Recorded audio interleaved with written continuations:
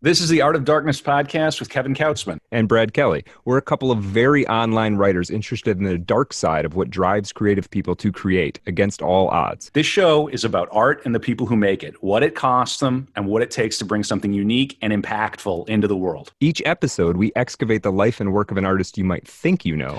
Don't worry, they're all safely dead. On every episode, we try and find out just what the hell was wrong with them and how they worked through their darkness to create something that lives on after them and continues to move culture. Find us online at artofdarkpod.com and on Twitter at artofdarkpod. All right, we've got some sponsors for the pod now. Wait, what? Every link you need for the things we talk about here is at artofdarkpod.com/sponsors. First up, books.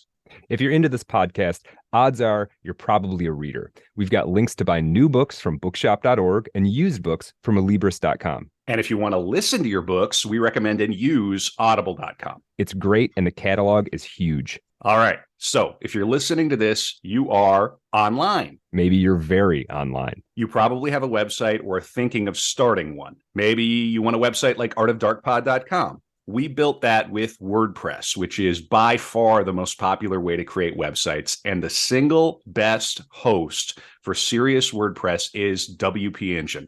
I've personally used them for over a decade now, and I don't host my websites anywhere else. Go to artofdarkpod.com/sponsors and click on the WP Engine link to learn more. Finally, the best way to support the show is at patreon.com/artofdarkpod. Get the bonus After Dark content for every episode, access to the book club, and more. Thanks for supporting Art of Darkness. And I don't think that was too painful. I think we did a pretty good job there. Yeah, that sounded good. Yeah, we appreciate it.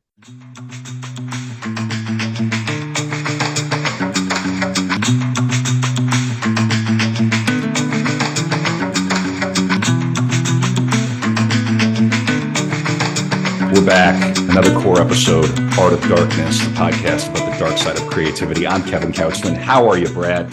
I'm doing good, Kevin. I haven't even gotten out of this chair since the last episode. I just camped out down here and ready to go again. Right. Well, we're going to be visiting another crack in reality here as we do a core episode on the singular poet of the Italian vernacular, Dante Alighieri. This is big air. Mm-hmm. Cannot overstate the influence of this great poet on the canon, on the history of Western literature, on religious thought, on poetics, on science fiction, all of it. Mm-hmm. I cannot say enough, and I will unequivocally say that I am Dante pilled hard. Excellent. Yeah. All right. There's in one sense, I'm kind of glad you're doing this episode because it sounds like a hard one to do. Just you got to transport yourself to a different time and place. But I'm also a little envious because I'd like to spend a lot of time with Dante too, so this is going to be great. Yeah, it's very tricky. I can now see why somebody would get bitten and say, okay, I'm going to devote my life to studying this because it's just glancing at it, which I've only been able to glance at the comedy, really, is so edifying and uncanny. And I feel like, of course, I'm a middle-aged man, and the comedy very explicitly opens saying, "In the middle of my days." It's not that only a middle-aged man could appreciate the Divine Comedy or a middle-aged person. I feel it a lot more than the first time I picked it up when I was a teenager or in my 20s. I could see that. The Divine Comedy be hitting different in middle age, as they say. Let's get right into it with the opening question, and then we'll do a little bit of housekeeping. Brad, what do you know about Dante Alighieri? I don't know a ton about him as a man, but I know, Italian poet he was born 1250, 1275, somewhere in there. And he's the author of the Divine Comedy, which is yeah, I don't even know if it's. I was going to say arguably. It may not even be an argument. Is the most important work in Italian literature and possibly literature, arguably literature more broadly. Um, I believe it was the first significant work written in vernacular Italian, as opposed to Latin. Maybe not the first, but I think it was an early one. And then, of course, I'm passingly familiar with what the Divine Comedy is about, and certainly its influence. But about the guy and his context and where this came from and who he was before it and who he was after the Divine, I don't know much of anything, to be honest. So this is Yeah, cool. you're pretty right on, and you got the period more or less correct. We're gonna go into all of it. I have to Mhm. say, I am not a scholar of Dante. I am a Dante respecter. This you could devote your entire life Mhm. to Mhm. the comedy and studying it, and we're gonna see that because we're talking about the 13th and the 14th centuries. There's a great deal we don't know. Mhm. We know more about Dante than I think we do. Oh gosh, the Bosch, Bosch, the yeah. great Bosch episode that you Yeah, did. I'm Uh, sure, yeah. mhm. There's an awful lot of speculation. And so we'll cover that as we go. I'll say, don't take what this episode says as God's own truth about everything, Dante. I think we're going to get most of it right, and Mhm. I'm really excited. This is going to be a lot of Cool. fun, and of course, these core episodes are the heart of Art of Darkness. This is what Mhm. we do. Brad does one. I do one, and we walk the other fella through the life of a great dead, in this case, long deceased, but still very much alive Sure. artist. Yeah, And this is our oldest subject by a couple of hundred years. Really. I mean, Bosch was oh, 1480, fourteen mm, seventy, something like that. So, okay. yeah. Yeah. Yeah, we're going all the way back in time. And yet I feel like Dante is as close to us now as any of the other Wow. artists we've covered. I Wow. truly believe that. And I think I'll make the case for it as we go along. Before we get into the bio, a little bit of housekeeping. Patreon.com/Art of Dark Pod. We need your support. We have thousands and thousands of subscribers on various platforms. We have hundreds of patrons. We would Mhm. like to get the patron number closer to the subscriber number, Yeah. where the patronage number is somewhere in one of the circles of hell. And we Right. want to get to paradise. Ah. Will you be our Beatrice? Will you be our courtly love and Mm. support the greatest podcast about the dark side of creativity, Art of Darkness? It's $5 to get in the door. Every episode, you get the bonus After Dark episodes. You get access to the Bookends Book Club. You can participate in the book club, hang out with us on Zoom, or just listen back. We make it worth it. Even if we Mhm. didn't do anything for, Yeah. for Patreon, I truly hope that people would see the value in these core episodes and say, this is worth $5 a month. Indeed. Indeed. Let me motivate these guys Yeah. through the inner tubes to continue to deliver these core episodes. Please support the podcast. You can also connect with us on, it's always going to be the Bird website, Brad, on the Bird Yeah. website Yeah. at Art of Dark Pod on X, I It's guess. not Art, X. whatever. And Brad manages that. I'm over on the Patreon. You can connect us with us there. And we have a great lively group chat at Yeah. telegram.me/Art of Dark Pod. Anything else you Also, want to say? Yeah, go ahead, Brad. also Instagram, Art of Dark Pod. That's mostly in case you don't happen to be a Twitter person. Follow us on Instagram. Follow us, subscribe to us on YouTube. That even if you don't listen to the show on YouTube, those subscriber numbers do help us, and occasionally you're going to get a little bone. I have thrown out, I should say, for people who are thinking about subscribing to the Patreon and they're sort of thinking, well, what are these things I'm actually getting? I've listened to a 4-hour episode. What do I need to listen to this extra bit for? There are two Patreon only After Dark episodes that I've leaked to the YouTube channel. One's from the Lovecraft episode, one's from the Tarkovsky episode. That just gives you a sense of what are those like. Is that something I want to listen to? And I think you do. I think if you like the show, you're going to like the After Darks as much or more than the core episode. So Yeah, we try to jam in some really fun stuff for the After Darks. Yeah. On this episode, the After Dark is going to be about Dante's corpse and his legacy. What happened to Dante's corpse? Very similar to Milton. Not what happened, but the fact that there was controversy. Right. And we are going to go back to hell in the After Dark. Okay. We can only cover so much of each of the 3 books of the comedy. So on the After Dark, in an appropriate fashion, we're going to revisit hell, and particularly the people that Dante populated hell with. I like to think that the Inferno is Twitter. Instagram is Purgatorio, is Purgatory. Yeah. And Patreon is paradise. Patreon. I was wondering where you were going with this. Okay. Yeah. .com/Art of Dark Pod. We need your support. If you are subbed, if you're listening to these core episodes, if you're listening to the Dark Rooms, if you want to get that After Dark, where we go back to hell, where we talk about Dante's bones, you got to subscribe. Please do. We appreciate it. All right. Okay. Woo. So let me mention source material. So the thing I typically do is I use Wikipedia for the spine of the biographies that I do. So I've done that again here. We're going to be reading a lot of that, but it's going to be augmented in a really meaningful way by the Divine Comedy itself. I have the Mandelbaum translation. Mandelbaum.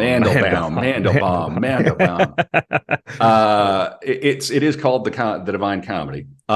This is a fine translation. I'm sure people have lots of opinions of which translation, all the rest of it. I don't have an opinion. Translation is big in lit twit lately with the new Odyssey translation. Controversial take. So this translation stuff is important when we're casting backwards, you know. Indeed it is. Indeed it is. And then I have, and this is quite fun, I have from Giovanni Boccaccio, The Life of Dante.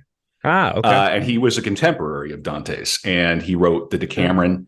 And it's going to be, I'm going to read from quite a bit of this because it gives a lot of flavor for the time. You're reading something. It'd be like if Brad, if I was exiled from St. Paul and had to go and live in, I don't know, Wyoming for the rest of my days, and I yearned for St. Paul and could never get back. And Brad was writing Brad wrote like 100 pages about how great I was at podcasting and how horrible it was that St. Paul exiled me. That's the flavor.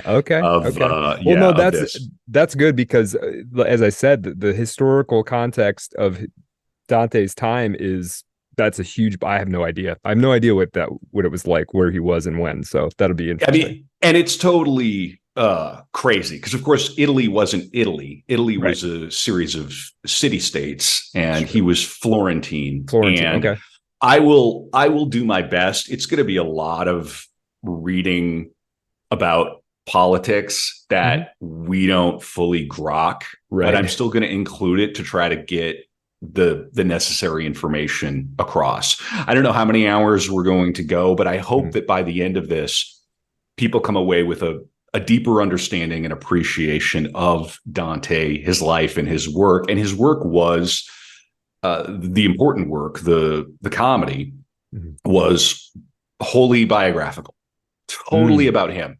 It is about his personal journey through hell, into purgatory, through purgatory, and to heaven, to ultimately a vision of the triune God. That's it. I mean, it's auto fiction, right? in a sense, right? Yeah.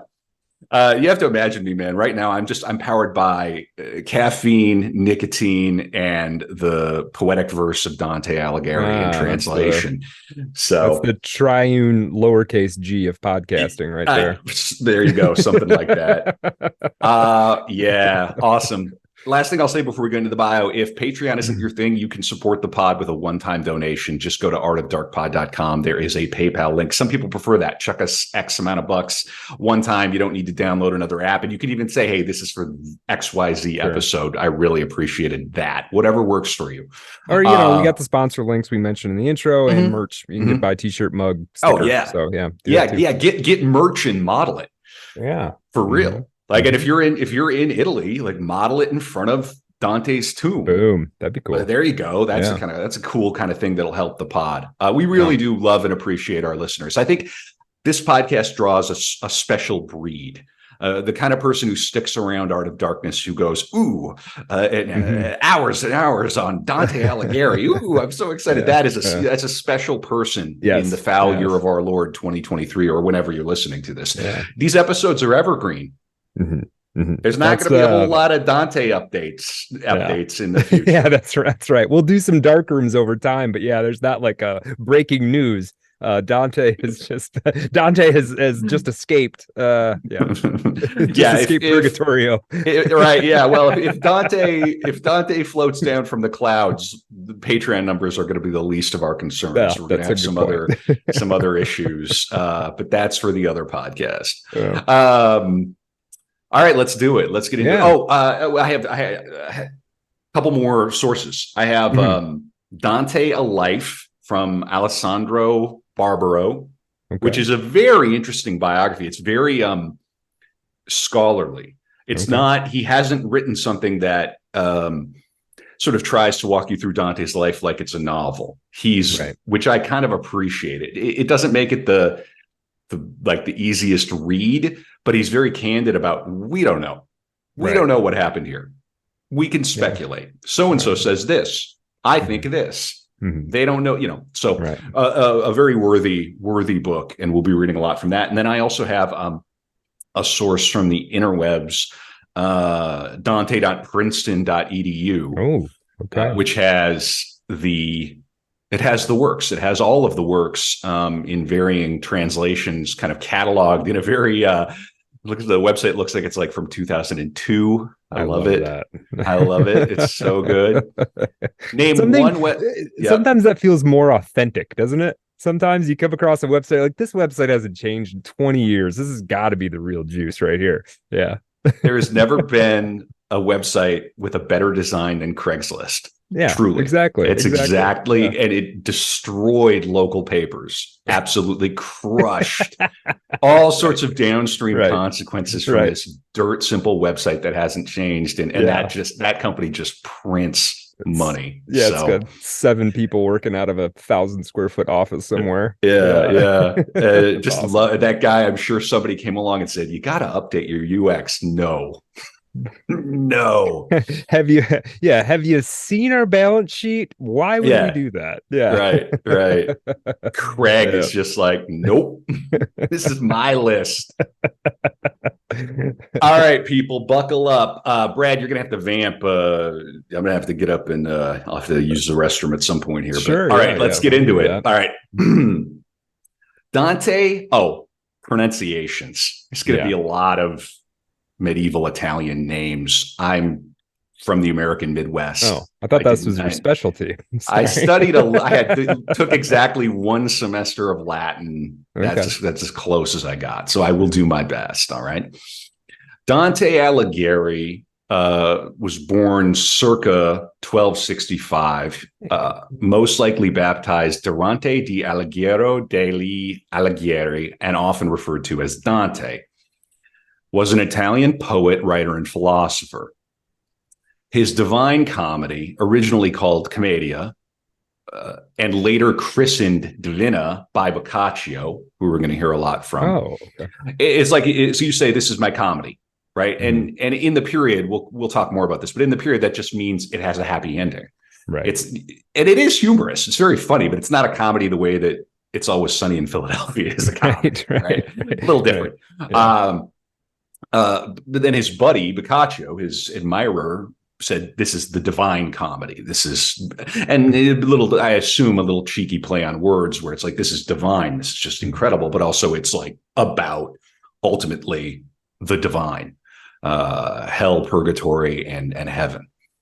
It's widely considered one of the most important poems of the Middle Ages and the greatest literary work in the Italian language, which possibly makes it the greatest literary work, full stop. There's no greater literary work, full stop, ever. So let's have fun with that. All right. We're not just going to focus on the comedy. I'm going to cover some of his other stuff because it is important, but we'll dwell on the comedy quite a lot. Dante's known for establishing the use of the vernacular in literature at a time when most poetry was written in Latin, which was accessible only to educated readers. And that's huge. That's hugely important to understand. His choice to write the Divine Comedy, to write the comedy in the everyday language of the people around him, was a major one. Mm-hmm. And he thought a lot about this too. He wrote a piece called On the Eloquence in the Vernacular, De Vulgari Eloquentia. And it was one of the first scholarly defenses of the vernacular.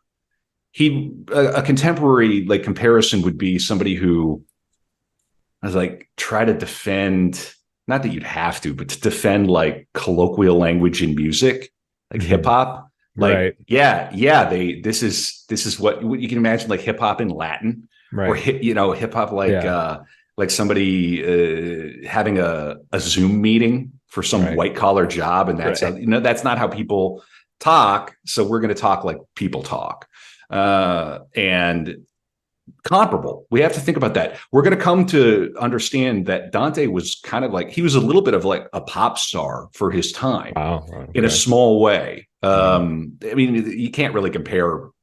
Anyway, we'll get to it. But he was a successful poet by any measure before the comedy. And we'll get into sort of like how poetry worked at the time. It was mostly bros, almost exclusively, writing each other poetry and as challenges. Nice. And they would send it around, and they would do it anonymously too. Nice. So it'd be like a little battle. Which of us is more clever? And sometimes, I'd send out a poem under some pseudonym, and I would get back just a total shitpost in return, like mocking me for my sentiment. If the other guy took exception to my writing or didn't think it was hot shit, he would just basically put me on blast, and those would circulate. And it was like a game, right? So, I mean, you think about battle rap or I don't even know, like jazz, the way jazz works and happens. Yeah, this is send a volley back, and you talk shit a little bit, and yeah. Yep. I get it. Yep. Put this in the nothing changes column of culture. So fun. So he wrote one of the first scholarly defenses of the vernacular. His use of the Florentine dialect for works such as The New Life and the Comedy, and we'll get to The New Life before we get to the comedy, helped establish the modern day standardized Italian language. So no big deal, just help create the language. Very similar to Milton. And don't pause this episode if you've not listened to Milton. Go back and listen to Milton after this one. I think these episodes will be these are like nice sibling episodes. There's zero way you get Paradise Lost without the Divine Comedy. Sure. It's their Milton was directly. Milton would have agreed with that. Yeah, totally agree. Okay. By writing his poem in the vernacular rather than Latin, Dante influenced the course of literary development, making Italian the literary language of Western Europe for several centuries. I'm going to repeat that. By writing his poem in Italian, he made Italian the literary language in Western Europe for several centuries. Wow. Okay. Oh. His work set a precedent that important Italian writers such as Petrarch and Boccaccio would later follow. He was instrumental in establishing the literature of Italy and is considered to be among the country's national poets and the Western world's greatest literary icons. His depictions of hell, purgatory, and heaven provided inspiration for the larger body of Western art and literature. And if you haven't stopped and looked at Durer's, I think it's Durer, his woodcuts of the comedy, worthwhile. If you're tapping around on your computer while you're listening to this, check those out. Very beautiful. I mean, Yeah, The if that's the lock screen on my phone. You can't see that quite, but based the angels swirling around Mhm. the god, god. Yeah, Mhm. Mhm. yeah, incredible, Mhm. absolutely incredible. And if I mean one measure of art's uh, success is how much art it inspires. Sure. Yeah, of I course. think that would go into a very short column of what is art. Mhm. Art begets art. Art inspires art, and few, if any, pieces of art have inspired as much art as the comedy, Mhm. which makes you think. He influenced English writers, including Chaucer, Milton, Tennyson, and many others. This gets into the weeds a bit, but it says, in addition, the first use of the interlocking three-line rhyme schema, or the terza rima, is attributed to him. He's described as the father of the Italian language, and in Italy, he is often referred to as il sommo poeta, the supreme poet. Mhm. Dante, Petrarch, and Boccaccio are also called the tre corone of Italian literature, the three crowns. Hmm. All Okay. right. Yeah, very good. All right. I've got two documents going here, and I got to make sure I have them both going. Are you ready, Brad? I'm Are you ready. ready to Oh, take the I'm ready. Dante pill? Yeah, yeah, Yeah. yeah. Okay. This is exciting stuff, isn't it? It is. Yeah.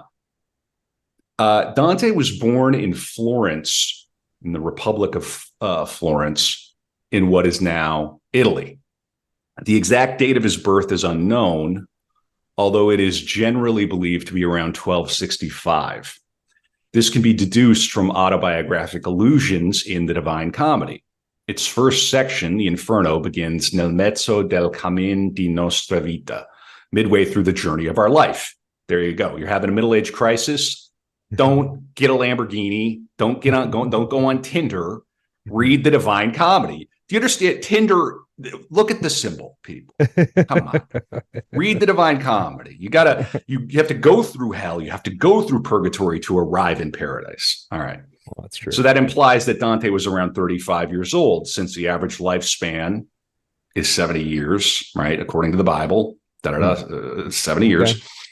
And since his imaginary travel to the netherworld took place in 1300, he was most probably born around 1265. Some verses of the Paradiso section of the comedy also provide a possible clue that he was born under the sign of Gemini. That's the other thing. I mean, if you have to think about the soup, the symbolic soup that the Divine Comedy is made up of, it's the Bible, it's classic literature, it's the vulgar, not the, it's the vernacular of the day. It is all of the things that the medievals were interested in. So it's astrology. It's the sort of that constellation of medieval symbolism. It's ideas of courtly love. It's the science of the day. It's the philosophy of the day. It's like this complete stew. It's Florentine politics. And that's the thing about the comedy when you approach it as a reader. Sure, maybe you can open up a translation of it and read it from A to Z like a novel. Mhm. That's not going to be enough. You're going to want to pick it up.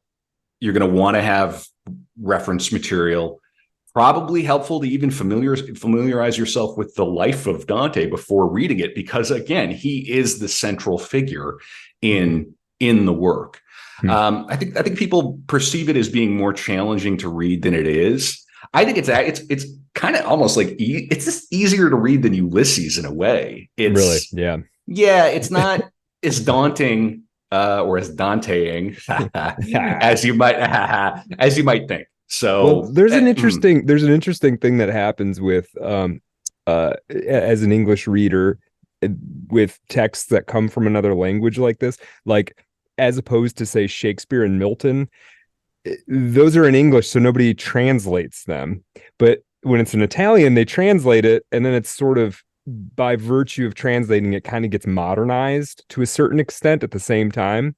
So and I've experienced this with a couple of other older writers writing in another language. We're like, yeah, this is easier to read than Shakespeare. It's like they literally, because they translated it for me now to read. Right. Whereas nobody Right. does that with Chaucer or Shakespeare or some of these other people. You could It's an find those interesting things, but phenomenon. it's not quite the same. Yeah, that's a good Right. point. Yeah, Yeah. yeah, yeah. I really do want to make the case too, though, for people to read the comedy. If you don't have a copy of the comedy in your house, this belongs in every house, particularly for the religious among us. If you have any religious feeling, or any feeling toward poetry, let's say you're deeply secular, but you have feelings toward poetry, you have to have a copy of this in your house. And it's a book that you could visit over and over.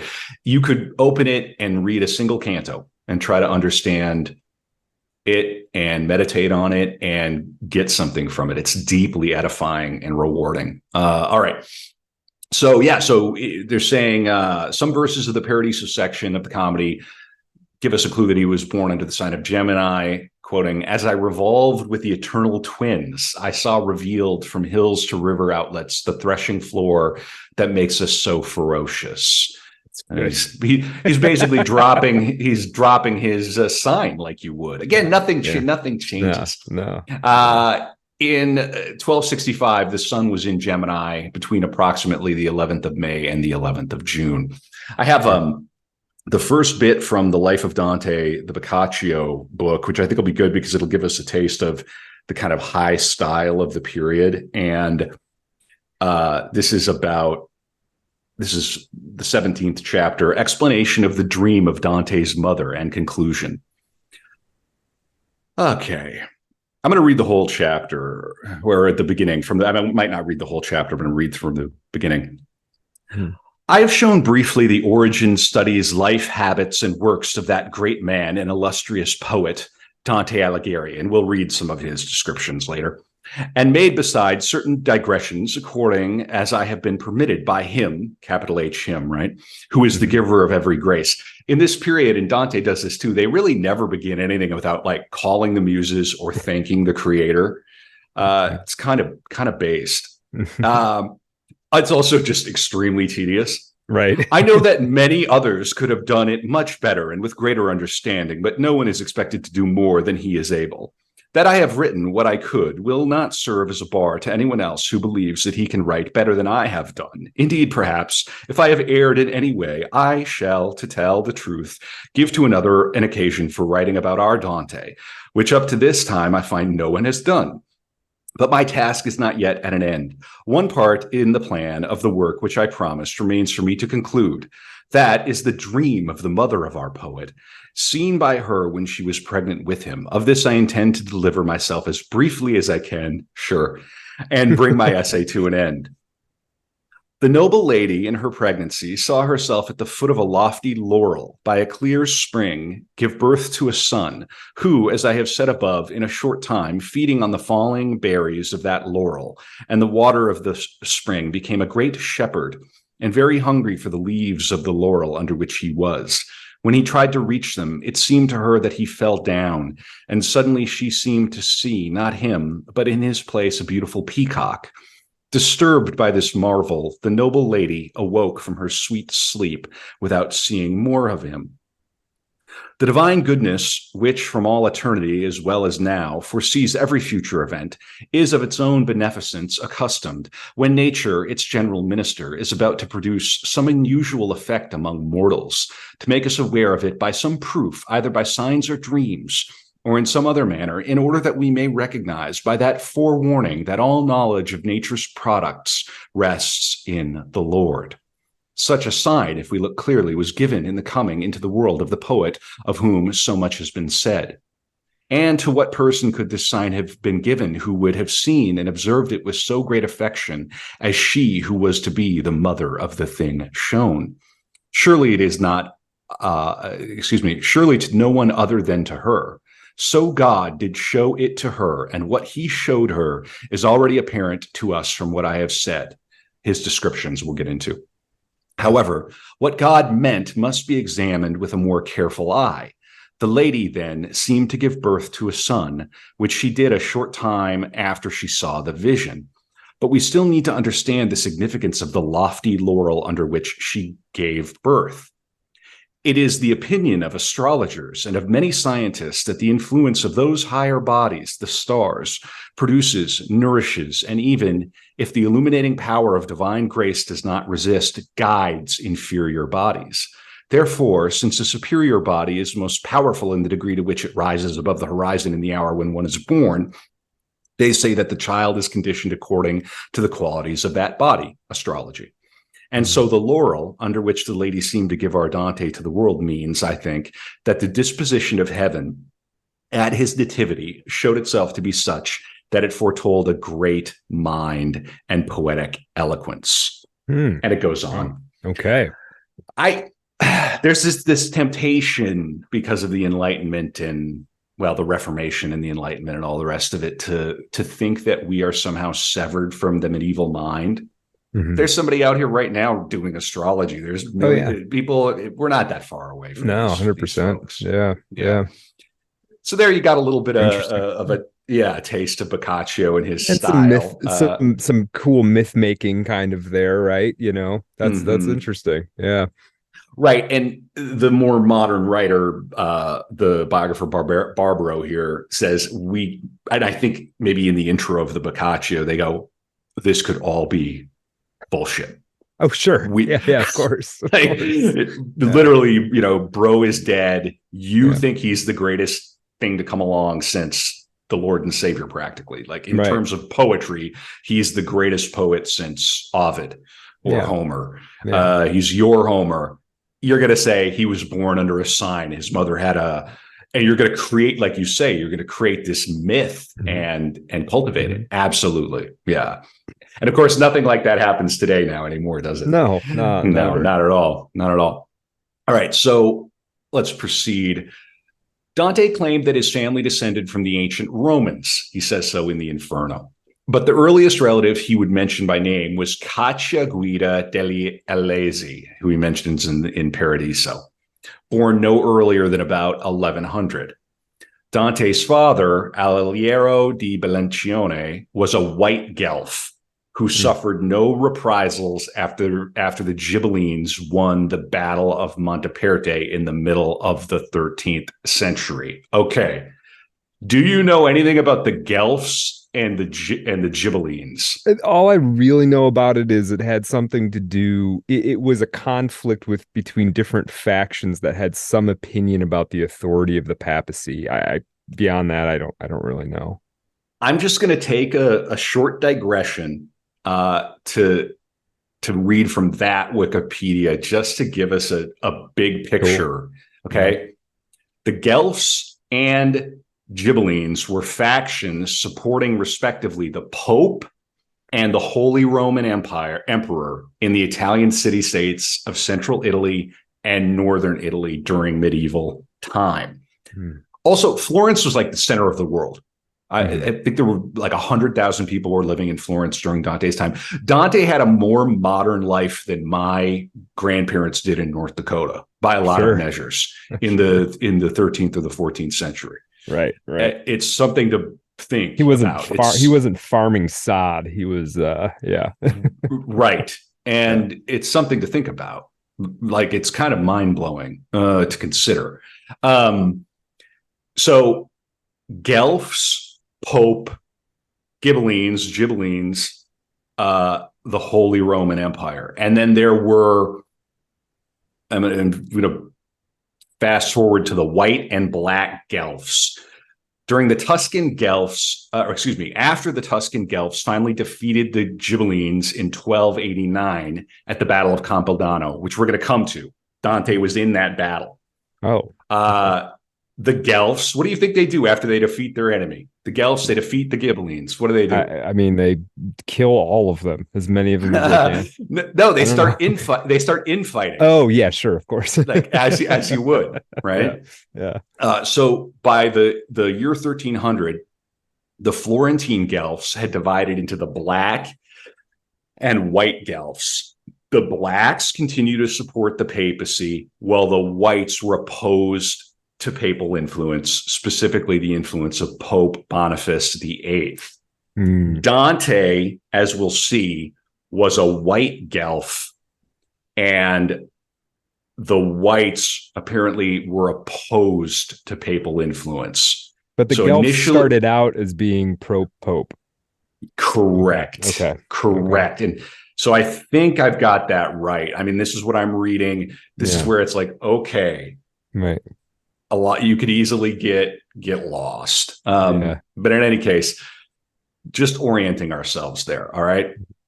So again, Dante's father, Alighieri di Balencione, was a white Guelph who suffered no reprisals after the Ghibellines won the Battle of Monteperti in the middle of the 13th century. This suggests that Alighieri, his father, or his family, may have enjoyed some protective prestige and status, although some suggest that the politically inactive Alighieri was of such low standing that he was not considered worth exiling. Okay. That was during the period, it was like there'd be infighting in these cities and you would be exiled. You'd just be sent away from the city, which would be like next to the death penalty. Right. Because it's not just that you're exiled, it's like you're wiped out. Right. We're taking all your shit and you got to go and basically live on the wind. Yeah. Good luck. Good luck, buddy. So not good. Similar to leaving grad school now in the United States. He had to go sleep on an inflatable mattress in some friend's basement. Yeah. Brad, I'm going to step up for 1 second. Just tell me where you're at with Dante so far. We'll keep going. Sure. I mean, this is all pretty interesting. You know, the sort of medieval period. I know a little bit about stuff that was going on in Milan a couple hundred years later because that's where the tarot came out of. So kind of interesting that Dante is making all these references and his friend is making these references to astrology. I think it's easy to forget that there was still a lot of figurings out going on in terms of, you know, what's going to be incorporated into our perspective of the world. And so astrology, for instance, would be taken pretty seriously by the intellectuals of the day.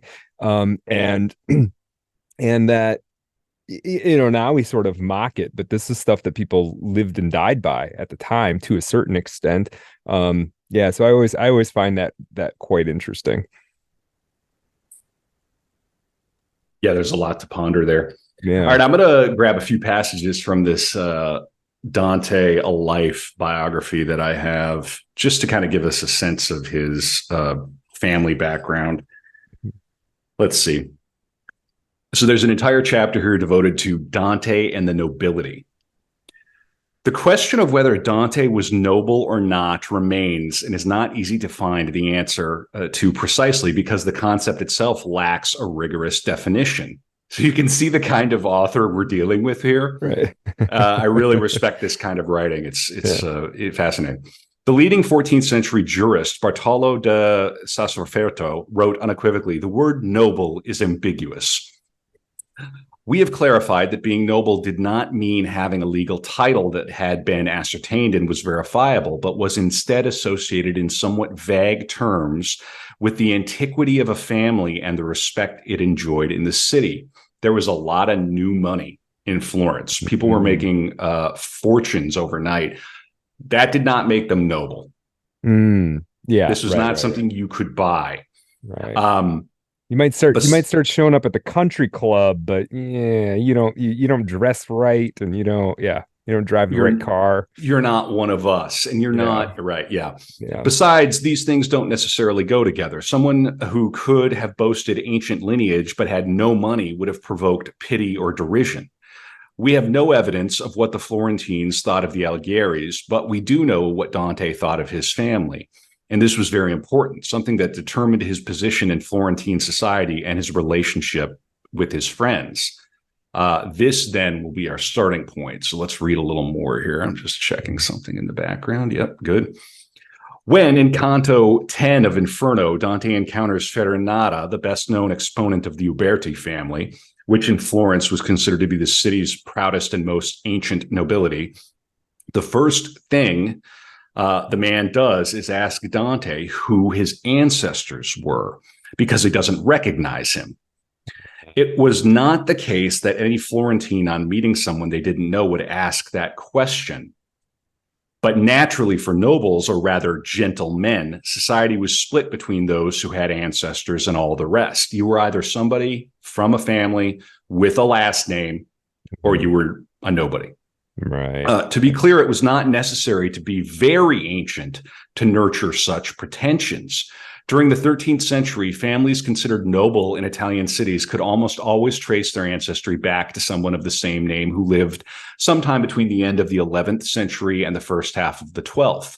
So if you could trace your family 100, 200 years, you're in good shape. Yeah. The Ubertis, who along with the Donatis were among the most ancient factions in the city, were descended from Uberto, son of Benzone, a casuisticus, or expert in law, of whose existence there is written evidence from the end of the 11th century, so 1085 to 1098. In other words, they too were city dwellers who had grown wealthy and adopted a chivalric lifestyle. After a few generations, they had forgotten their origins and believed themselves to be much more ancient. Villani mentions a rumor that the Ubertis were descended from Catalan, I assume like a Roman. Mm-hmm. They felt entitled to look down on those who only then were setting out on the same trajectory. Did Dante share these prejudices? Those who recall the arrogance with which he condemns the new people and their sudden earnings will answer in the affirmative. Dante did not respect new money. According to the poet, such people were the cause of the moral decline of Florence. Dante was born and lived until he was 35 in a city that was immense for the times. With its 100,000 inhabitants, it was one of the largest cities in Europe. Its merchants were active in all the cities of Christendom, and its bankers managed the finances of the papacy, a colossal multinational organization unrivaled in the world for its size. And everybody at this point, everybody who needed to, everybody who was doing transnational affairs, Latin. Right. Everybody, you could connect with somebody. A priest in Italy could travel to England and meet and speak Latin. You could speak Latin with the right people the whole way, or the people you needed to. Mm-hmm. Let's see here. The profits were staggering. Vast riches could be quickly accumulated. Social mobility was uniquely important, and yet greed, envy, and fear were increasingly vicious among Florentines, which poisoned their collective existence. Thank Christ none of that happens anymore. Yeah. Understandably, now we just have a continent-wide Florence. Understandably, someone like Dante, who lived on the margins of this frantic commerce, immersed himself in books, and was happy to get by comfortably on unearned income, would observe the protagonists in horror. However, this argument is even more complicated. And during his life, Dante expressed contradictory ideas about the nobility, that is to say, the importance of having ancestors, suggesting that his ideas on the subject were evolving, and depending on whether he was examining the question in theoretical terms or discussing very practical matters concerning himself and his family. All right, so we've got more here. You could tell the kind of book this is. This would be, a fascinating book for anybody who's really serious to go deeply into Dante. Let me see here. Dante argues he's playing with an ambiguity. In the language of the time, the word nobility was rarely used in the social sense, and gentleness was specifically used to indicate the superiority of those who were of noble blood. On the one hand, Dante declares that he is speaking of nobility in the general sense of a predisposition to excelling and standing out, in line with the common usage. And this is from the Convivio, which is one of the minor works, a big one. It just means feast, and we'll get to it. Before the comedy. If we examine the customary usage of speech, this word nobility is understood as perfecting one's own nature in every aspect. Thus, it doesn't only refer to man, but to everything. Consequently, one can talk about noble stones, noble plants, noble horses, or noble falcons. Listen to this. I argue, then, that this opinion of the people has lasted so long that without other factors or application of reason, gentle applies to anyone who is a son or grandson of some outstanding man, even if he himself is worthless. And then go on. This is all from the Convivio.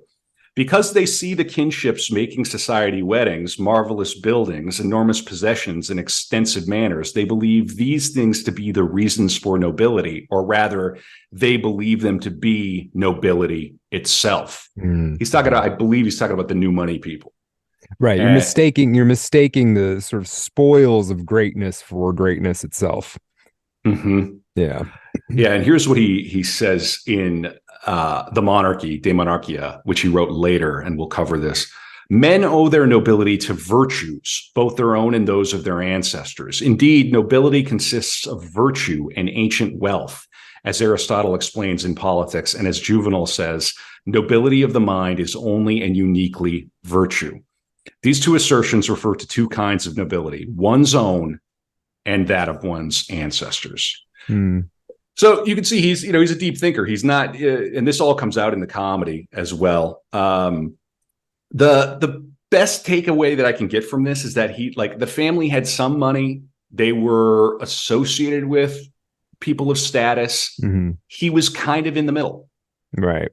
Kind of in the middle. He wasn't from one of the most prestigious families, but his family had something of a name, and they had some property, and he's kind of uniquely positioned there, kind of in the middle of things. Okay. So hopefully that's helpful. So he didn't have to toil in the land, but he also doesn't sound like he had to he was forced to be preoccupied with mercantile stuff all day long. Right. That's exactly right. And there's an entire chapter devoted to the family. So this is about the Alighieri's. They were respectable without being noble then, but did they at least have a surname? Did they have a name? If we want to find Dante's place in Florentine society at the time, we need to clarify whether he belonged to a family identified with a surname, and if so, for how long. At the time, and for quite a few more centuries, a man of the people in Tuscany was known by his own name and the name of his father. In the first contract, in which the grandfather Bellaccione appeared in 1232, Ubaldino, the notary, son of the late Guispardo, borrowed 12 pounds. It goes on. It's basically, we're trying to trace all this, right? They didn't have a surname at the time, right? Then there were families who had a surname, and it goes on. I mean, you can see how in the weeds this gets. I think this is why people kind of get disturbed here. Right. So ultimately it says, yes, they had a surname. Dante was proud to have a surname that had reached its fourth generation, right? When our great grandsons, or when our distant ancestors, Brad, are doing Art of Darkness, the VR version, right? We'll be they'll be very, very proud of this podcast, right? Yeah. So he did have a surname, and it's a little muddy, but again, this just reifies what I said earlier. They were not nobility, but they were separating themselves from the mass, and that was 5 years before Dante's birth. So he was born into a family. Okay, all right, not necessarily noble, but there, and very like a unique and gnarly time in Florence. All right, moving along. Dante's family was loyal to the Guelphs, a political alliance that supported the papacy, and that was involved in complex opposition to the Ghibellines, who were backed by the Holy Roman Emperor. The poet's mother was Bella, probably a member of the Abati family. She died when Dante was not yet 10 years old. This will come out. Yeah, this will come out to in the period. These people death was everywhere at a young age. All right. We know this, but still. His father, Alighiero, soon married again. It was uncertain whether he really married his second wife, since widowers were socially limited in such manners, but she bore him 2 children. Dante had a half-brother, Francesco, and a half-sister, Tana. All right. Okay. Now, who guides Dante through the Inferno and through purgatory? Virgil, the poet. Yeah, right. Yeah. Right. Well, who guides him through, or who does he meet at the end of purgatory that takes him into paradiso, paradise? I don't know, but I'm assuming it's Beatrice. It's Beatrice. For sure. Okay. Right. And Beatrice stands in. So we're going to talk a lot about Beatrice. She stands in for divine love and for theology. Virgil stands in for reason and poetics. Mm-hmm. And so, and also let's just respect the stones that Dante had on him, because he essentially, like at the beginning, I think of Inferno, like puts himself in line with these other poets. He's like Homer, Ovid, Virgil, me. Nice. Like that's what he does at the top. Like, damn, you might as well, you know, but then you gotta deliver, and then he did. Right. Going big, going hard. All right. So we're going to talk about Beatrice. Dante said he first met Beatrice Portinari, daughter of Folco Portinari, when he was 9. She was 8. And he claimed to have fallen in love with her at first sight, apparently without even talking to her, with her. That's sweet. Yeah, it's everything. He transmutes this into literally everything. It is the most important thing, because this love, this courtly love, this unrequited love, this pure love is ultimately, he feels it is the love of the divine. He combines that feeling with a love for God and God's love for us. It's extraordinary and fraught with complication. Only a poet of his stature could achieve what he does with this. The less forgiving way to look at this would be like, this guy's the ultimate simp. Right. Yeah, you just spend your whole career writing poetry for a woman who never paid you any mind. Yeah. Right. But that's not what he was. And we're not that cynical. Not at all. It's a lot more than that. Right. But we're going to we're going to hear a lot from Beatrice here. All right. When Dante was just 12, he was promised in marriage to Gemma di Manetto Donati, daughter of Manetto Donati, member of the powerful Donati family. Okay, so that right there, I know we were kind of trying to position his family. That right there seems to position them somewhere up the hierarchy. They're trying to get up. They're trying to get up along it. Right, and that would be a way to leapfrog, right? A little bit. Yeah. There you go. Yeah. Okay. Yeah. Contracting marriages for children at such an early age was quite common and involved a formal ceremony, including contracts signed before a notary. Dante claimed to have seen Beatrice again frequently after he turned 18, exchanging greetings with her in the streets of Florence, though he never knew her well. All right, so Beatrice was the daughter of the banker Folco Portinari and was married to another banker. Simone de Bardi. Dante claims to have met Beatrice only twice. So it's mixed up here. On occasion separated by 9 years, but was so affected by the meetings that he carried his love for her throughout his life. The tradition that identifies Bice di Folco Portinari as the Beatrice loved by Dante is now widely, though not unanimously accepted by scholars. Boccaccio, in his commentary on the Divine Comedy, was the first one to explicitly refer to the woman. All later references are dependent on his unsubstantiated identification. Clear documents on her life have always been scarce, rendering even her existence doubtful. The only hard evidence is the will of Folco Portinari from 1287, which says, item di bici filian sue et uxoris di Simonis del Bardis reliquite. So he's lib 50 ad florin, leaving her money.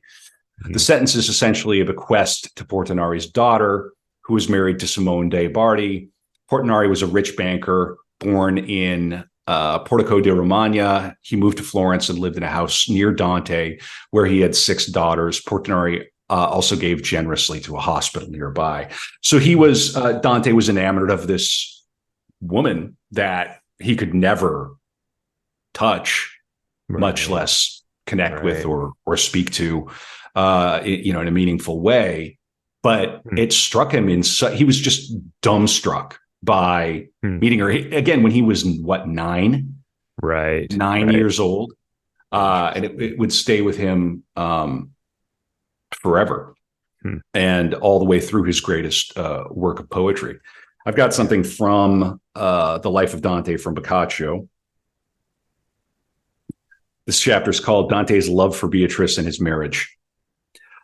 Studies generally require solitude, freedom from care, and tranquility of mind, and this is especially true for speculative studies such as those to which Dante, as has been shown, gave himself up completely. But in place of this freedom and quiet, almost from the beginning of his life to the day of his death, Dante was the prey of the fierce and unendurable passion of love, and he had a wife and public and private responsibilities, and he suffered exile and poverty. Leaving aside other more important cares which these necessities bring with them, I think it right to mention these burdens one by one so that their weight may be more evident. In the season when the sweetness of heaven reclothes the earth with its adornments and makes it smile with various kinds of flowers among the green leaves, it was the custom in our city for men and women to hold festivals, all in their own districts and with their own friends. So it happened that Folco Portinari, a man much honored among his fellow citizens at that time, gathered his neighbors together in his own house for a feast on the first day of May. Among these was the aforementioned Alighieri, who was followed by Dante, who had not yet finished his 9th year, just as small boys will follow their fathers, especially to places of festival. Here, mingling with others of his own age, for there were many such in the house of his host, both boys and girls, when the first tables had been served, he gave himself up to playing like a child with the others, so far as his tender years permitted. There was among the crowd of children a little daughter of Folco Portinari, whose name was Bice, although he always called her by her full name, Beatrice, who was perhaps 8 years old, very comely for her age, and very gentle and pleasing in her actions, with ways and words more serious and modest than her youth required. Besides this, her features were very delicate and well-formed, and so full of beauty and modest grace that she was declared by many to be like a little angel. She then, such as I paint her, and perhaps even more beautiful, appeared at this feast to the eyes of our Dante, not, I believe, for the first time, but for the first time with power to enamor him. And although a mere boy, he received her beautiful image into his heart with such affection that from that day forward it never departed while he lived. What this image was like, no one knows, but whether it was the likeness of their temperaments or habits or some special influence of heaven, or as we know occurs at feasts, the sweetness of the music, the common joy, the delicacy of the meats and wines that can make the hearts of mature men, much more of young people, more open to be caught by whatever pleases them. It certainly happened that Dante at this tender age became a most fervent slave of love. Leaving aside any discussion of childish details, I declare that with age, the flames of his love increased, so that nothing else was pleasure or repose or comfort to him except seeing her. So, neglecting everything else, he would go most assiduously where he believed that he could see her, as if from her face and eyes he would obtain his every happiness and complete consolation. Oh, senseless judgment of lovers! Who else but they would think to make the fire less by adding fuel to it? What deep thoughts he had, what sighs he breathed, what tears he shed, and what other grievous passions he suffered in later life, he himself in part shows in his work, The New Life, and so forth. And then it goes on and it talks about the difficulty of the marriage and how his marriage sort of was hard for him. If he's sort of obsessing over this other woman and this is just an arrangement, I could see that being difficult. Yeah, this is Boccaccio being quite misogynistic. Let me read some of this because it's pretty amusing. Let's see. What if by her husband's misfortune she be ugly? Since we can clearly see that men often enough and all too quickly tire even of the most beautiful, what can we think of such women but that their husbands will hate not only them, but every place in which they are likely to be found by those who must have them always with them? This is why women become angry, and no wild beast is so fierce as an angry woman. A man's life cannot be safe when he is committed to one who really believes she is wronged, and that is what all women believe. What shall I say of their ways? If I should attempt to show how often and to what extent they are inimical to the peace and repose of men, I should prolong my essay too much. So it must suffice to mention one trait common to almost all. They think that good conduct on the part of the lowest servant gives sufficient reason to retain him in a house, and the opposite conduct sufficient reason to dismiss him. Therefore, they think that if they themselves do well, their lot is no different from that of a servant, and they believe that they are ladies only when, notwithstanding bad conduct, they are not dismissed as servants are. Why should I state in detail that which most of us know?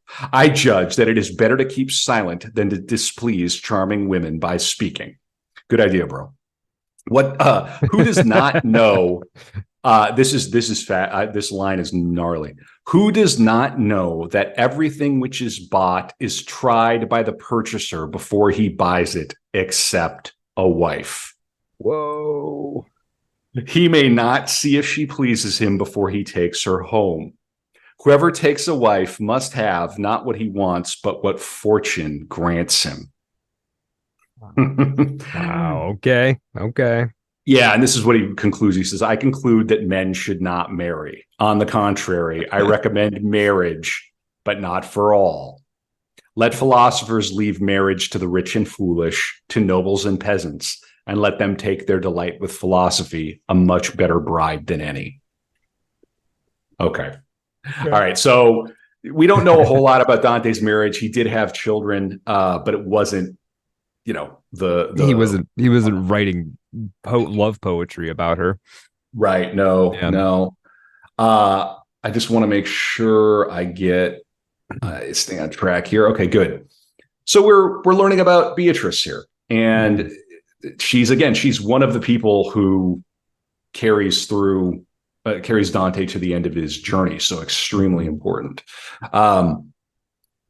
Scholars have long debated whether the historical Beatrice should be identified with the Beatrice of his writing. Like, did he just take her name and then create this figure of this ultimate divine? Like, maybe it's a bit of both, right? If he only met her a few times, to some extent, he did, right? I mean, yeah, fair enough. That's a good point. It sort of like can be a little bit of both, can it? Yeah.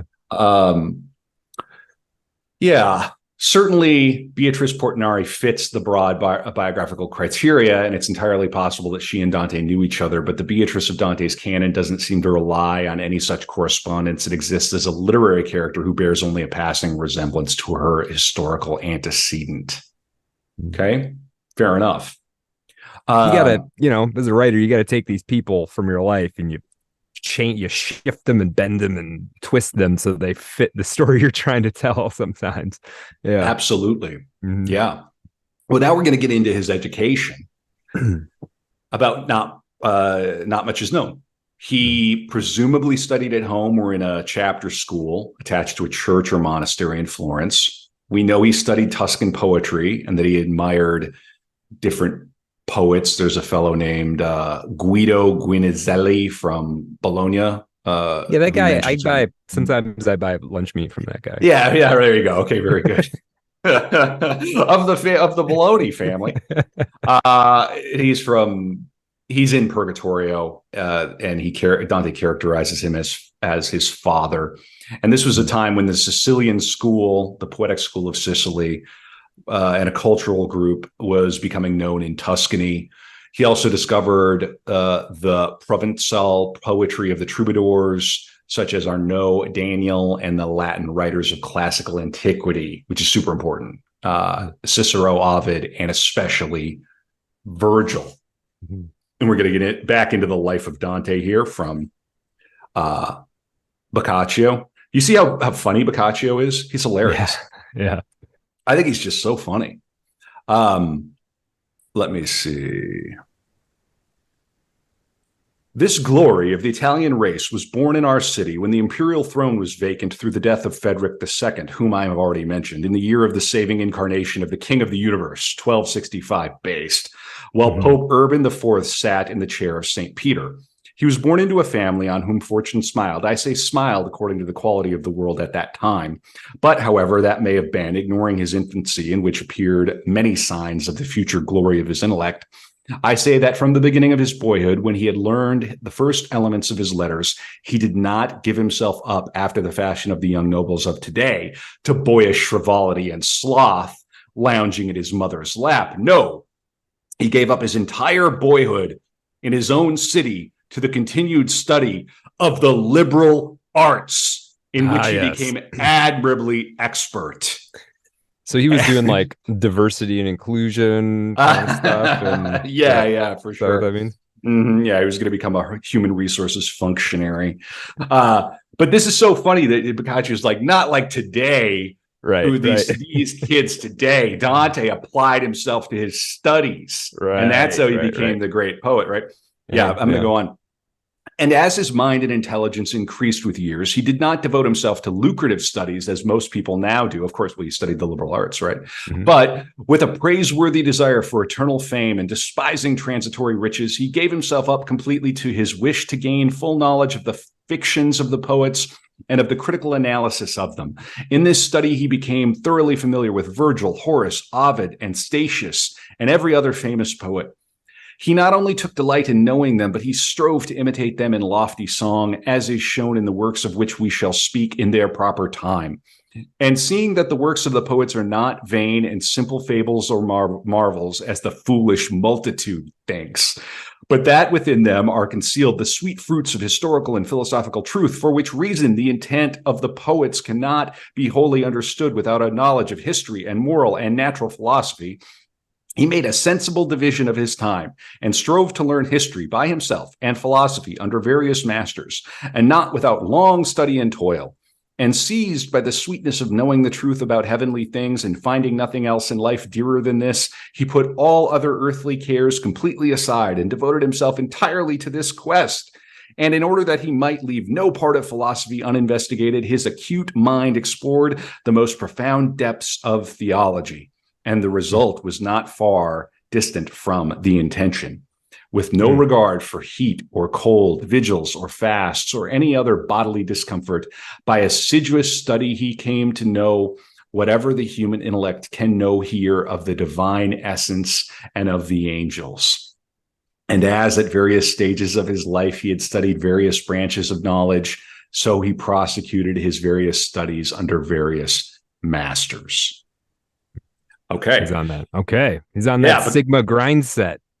Oh yeah. He learned of the angels with his mind, with reason through letters. He learned of the nature of the divine somehow through that, paired with this artistic love of Beatrice that he did. We are wonderful. I'm not going to say we're all on this trip, but many people are on the Dante trip without even knowing you're on the Dante trip. He's just the guy who realized it and turned it into this incredibly epic poem. Yeah. Fun. Okay, I've got something from the Dante A Life book about. I like Boccaccio. Boccaccio's been like kind of my Virgil through my life of Dante. There you go. Yeah, he's very funny. He's got a very strong wit. Yeah, for sure. Okay, so this is from the biography, Dante's Studies. We know almost nothing about Dante's education. Children of his social class obviously went to school. Later, at the time of Giovanni Villani, one gets the impression that almost all children went to school, given that the chronicler speaks of between 8,000 and 10,000 children, both male and female, who learned to read. Between 1,000 and 1,200 slightly older children, all boys who studied arithmetic, and lastly, between 500 and 600 boys who learned Latin and logic. So they're just weeding you out until finally the elite kids go on and learn Latin and logic, which are the weapons of God. You could still learn Latin and logic. There's nothing stopping you. These things will make you powerful. That's the Art of Darkness life hack. Learn Latin. Take a class in logic. Yeah, ignore these online grifters and listen to and then pine for a woman you can never have. That's the third prong. Yeah. I think yeah, that's easy. That's the easy part. Turning that into art, that's the hard part. Yeah, well, yeah. In any case, as a child, Dante learned reading, writing, and arithmetic, along with some rudiments of Latin. It was the elementary Latin he derides in De Vulgari Eloquentia, which consisted of constructing such sentences as Petrus amat multum dominum Bertram. This was enough, however, to put him among the elite in the eyes of the great majority of his contemporaries, whose ability to write was strictly limited to the requirements of keeping commercial registers, which is about as literate as most people are now, by the way. Latin was the only language taught at school because it was the only one to have a written grammar. Indeed, grammatica in the language of the time was a word for Latin. If you're learning your grammar, you're learning Latin. Dante was persuaded that it was an invented language, the only one that never changed and the one that made it possible to communicate across national borders, a grandiose human invention to remedy in part the disastrous confusion of languages caused by the Tower of Babel. Dante's knowledge of Latin was indispensable for reading the Bible, of which he had a profound knowledge, as his writing demonstrates, and for reading the classical poets. However, we should not for one moment imagine that his erudition, so clearly evident in all his works, was the product of his schooling. Besides, it seems that Florence was not a lively cultural hub at the time. In fact, some have spoken of a relative cultural backwardness in the city at the end of the 13th century. Probably because it was just so oriented toward business. Business. Right. Boom. Yeah. Dante himself tells us that he was over the age of 25 when he started to console himself by reading Boethius and Cicero following the shock of Beatrice's death. And there you go. Beatrice dies when he's in his mid-20s. She died when she was 24. Now that will also inspire, because now now she's gone. She then even becomes even more fertile ground for taking creative expansions on what she could have been. Right. Yeah. And now she's in heaven, and she's in heaven. Exactly. Right. Calling down to him. Yeah. Sad and kind of beautiful at the same time. Yeah. Yeah. He struggled to understand them because at that stage, all he had was the art of grammar. In other words, he knew only schoolboy Latin, but he liked the books and wanted to know them better. He also wanted to study philosophy and started to go where it existed in its truest form, that is, in the religious schools and the disputations of philosophers. He was the master of his own life and lived off unearned income, so he could devote himself to whatever activity he pleased. Neat. He was a neat. Yeah. From that time on, he never stopped studying, so much so that later he would find that his eyesight was fading and that the treatment was to spend long periods of time in a darkened room and bathe his eyes with cold water to avoid further deterioration. There could be no doubt that he studied a great deal and meditated at length on many books, so there was little need for Bruni to write. Though through the study of philosophy, theology, astrology, arithmetic, and geometry, the reading of histories and turning over of many and varied books, working late into the night and slaving over his studies, he acquired the learning which he could expound in his poetry and use to decorate it. All right, we got it. We do not know exactly which books these were. We still have codices once owned by Petrarch and Boccaccio with glosses in their own handwriting, but we don't have a single volume that belonged to Dante. That's almost certainly a consequence of what's to come, his exile from Florence. He's ultimately exiled from Florence. Yeah. Okay. Attempts to reconstruct Dante's library from quotations in his works or by establishing which codices would have been found in the libraries of the various cities in which he lived do provide some suggestive ideas, but nothing certain. The fact that Dante quotes a particular author doesn't necessarily mean that he has read the original, because in this period, a great deal of material circulated in the form of extracts, anthologies, and encyclopedias. Sure. And then he describes what Boccaccio, he goes into what Boccaccio said, which we read from. Okay. All right. So we're moving along. We're a little out of order here. We're getting ahead of the story, but I'm trying to paint a complete picture of the life of Dante. So, I'm seeing echoes in Milton. I'm seeing echoes in Borges, for folks who haven't checked out that episode. Borges was obsessed with Dante and with the comedy. Was always looking for his own Beatrice. So I'm not surprised to see correspondences there in the biography as well. Very good. So Dante's interactions with Beatrice set an example of so-called courtly love, a phenomenon developed in French and Provençal poetry of prior centuries. Dante's experience of such love was typical, but his expression of it was unique.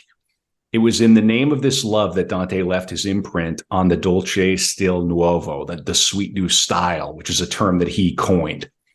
And he would join I got that sweet, fresh style, yo. I got that sweet new style, dog. Speaking of that Florentine slang, that's it. I mean, that's it. But that is 100% what this is. And if you don't find that relatable, he got the dope shit. Yeah, whatever. Yeah. He's on that new shit. Shit'll make you dizzy. Awesome. Yeah. And he would join other contemporary poets and writers in exploring never before emphasized aspects of love. Love for Beatrice, as Petrarch would express for his Laura in a different way. I don't know much about Petrarch, but a future episode, right? Mm-hmm.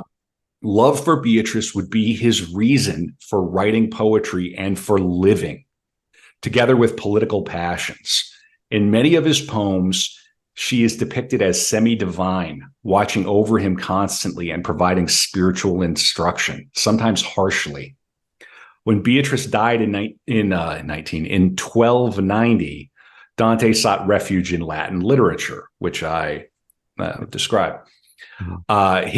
His book, The Convivio, or The Feast, which we'll talk about, chronicles his having read, is it Boethius?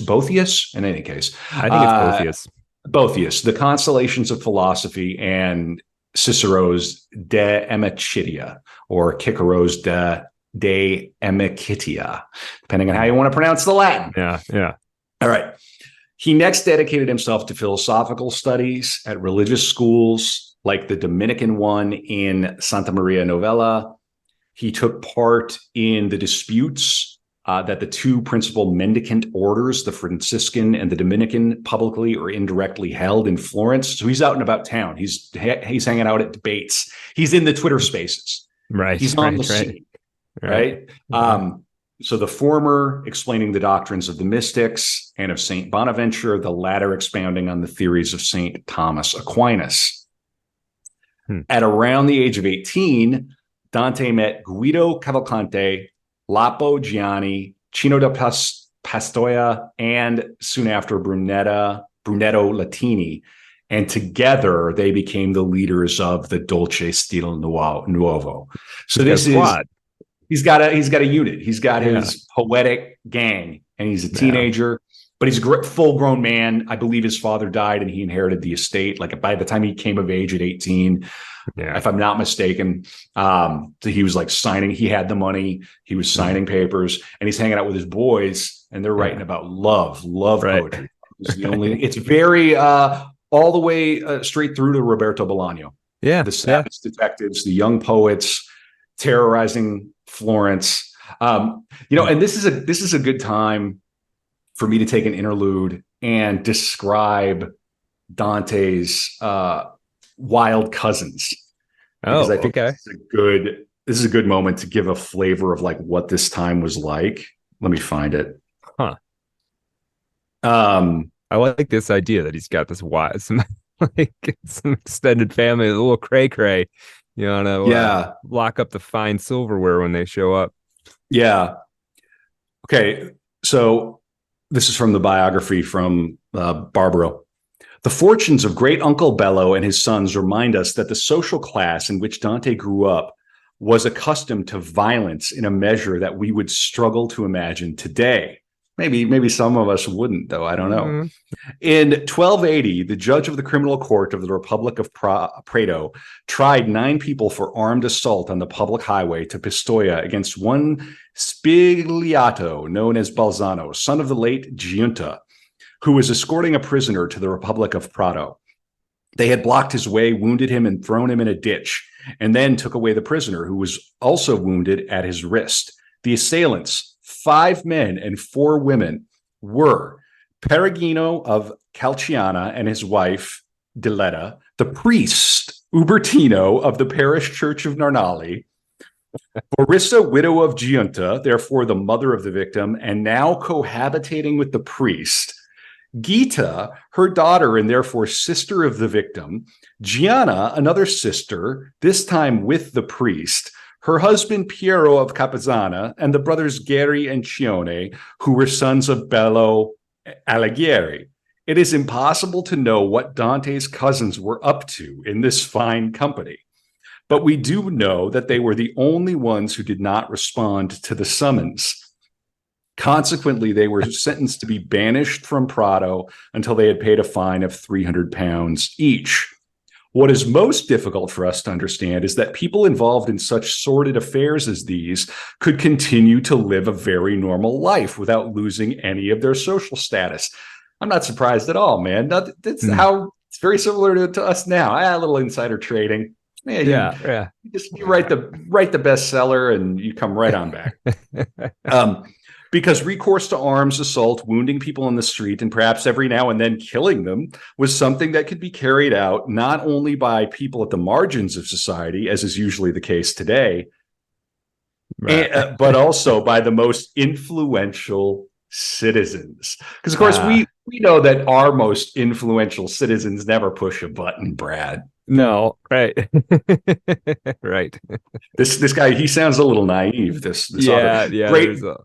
Great book, but he's trying to say, look, these were gangs. These people are like running around like in gangs, and maybe hard for the average reader who's maybe not as get your head around. But you don't follow my Twitter feed. It's Walmart fight. It's just it's just chaos out there all the time. So it's, but here's the punchline. Yeah. Thus, 2 years later, in 1282, Cione di Messa Bello Alighieri was nominated procurator by a Florentine judge of noble family. They got into like some position of status, but it's really funny because it's really not that different from today. I think it's way more similar than this guy would probably want to admit. That's funny. But I like painting that little picture of Dante's kind of family. That's great. Yeah. And I mean, Dante would get involved in some really gnarly stuff. I've got a little bit about his birth and name, also from this, which I want to get into. Yeah, because I think this will be good. Let's see here. We already covered kind of how we know when he was born. The provenance of the name Dante is not clear, but it was not an unusual name, at least in Florence. In his youth, Dante exchanged sonnets with his namesake, Dante di Maiano. Scholars who sought evidence of a sojourn to Bologna have uncovered half a dozen other people called Dante, all of them Florentine, in the notorial records of that city. In his book on famous Florentines, the chronicler Villani, who died in 1405, states that his Christian name was Durante, but he was called Dante because Florentines liked to use abbreviations. This is certainly true because the city was full of Ulivieris, who were called Vieri, just as Ranieri became Neri and Abana Corso became Corso. And there was no shortage of people who were called both Durante and Dante. And so forth. The poet this is just like going back to the MF Doom episode. His last name was Doomale. They called him Doom. Yeah, it's literally the same exact thing. Yep. Doom, get the cash. Dante. Yeah. My name's Dante. Yeah. The poet always signs off his literary work as Dante, and that is what he is called by all his poetic correspondents. In reply to the anonymous poet who sent him the sonnet Dante Alighieri di ogni seno pregiato, Dante Alighieri gifted with all knowledge, he responds with the sonnet Io Dante a te che mai così chiamato. I, Dante, to you who have thus addressed me. See how clever this is? There's this wit that you can pick up on. In the 30th canto of Purgatory, which we're going to come to, Beatrice scolds him when she sees him crying at Virgil's departure. Dante, cry no more so Virgil can be on his way. Yeah, and there's business of crying.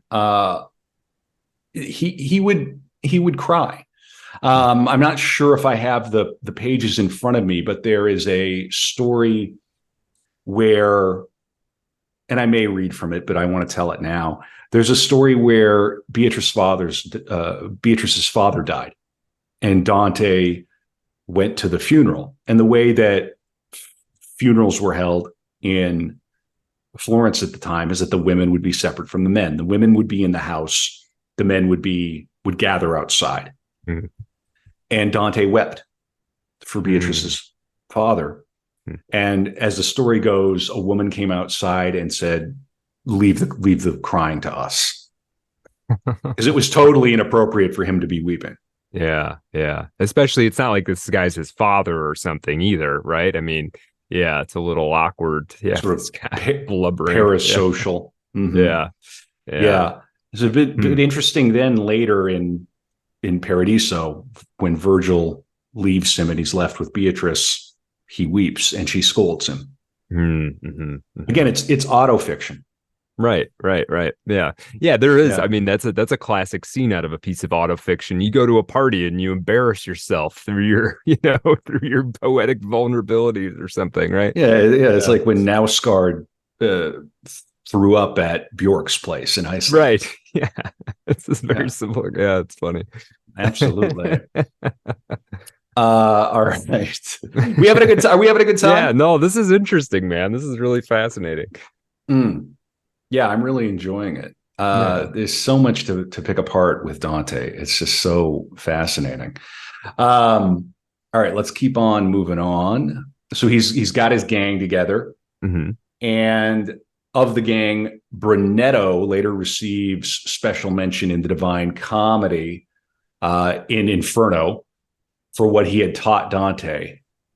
Nor speaking less on that I account, I go with Sir Brunetto. And I ask, who are his most known and most eminent companions? Some 50 poetical commentaries by Dante are known, the so-called rhyme or rhymes. Others being included in the later Vita Nuova, the New Life, and Convivio, which we're going to come to. Other studies are reported or deduced from Vita Nuova or the comedy regarding painting and music. Years after his marriage to Gemma, he claims to have met Beatrice again. He wrote several sonnets to Beatrice, but never mentioned Gemma in any of his poems.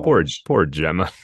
Yeah, but yes and no. They understood marriage. Marriage was a contractual agreement for the production for the solidification of families and the production of children. Right, and right. It's not like she probably had her own life with other wives and the children and that kind of thing. Yeah. Yeah. It's not like now today we want the Gemma business combined with the Beatrice business, and it makes everybody miserable in a different way.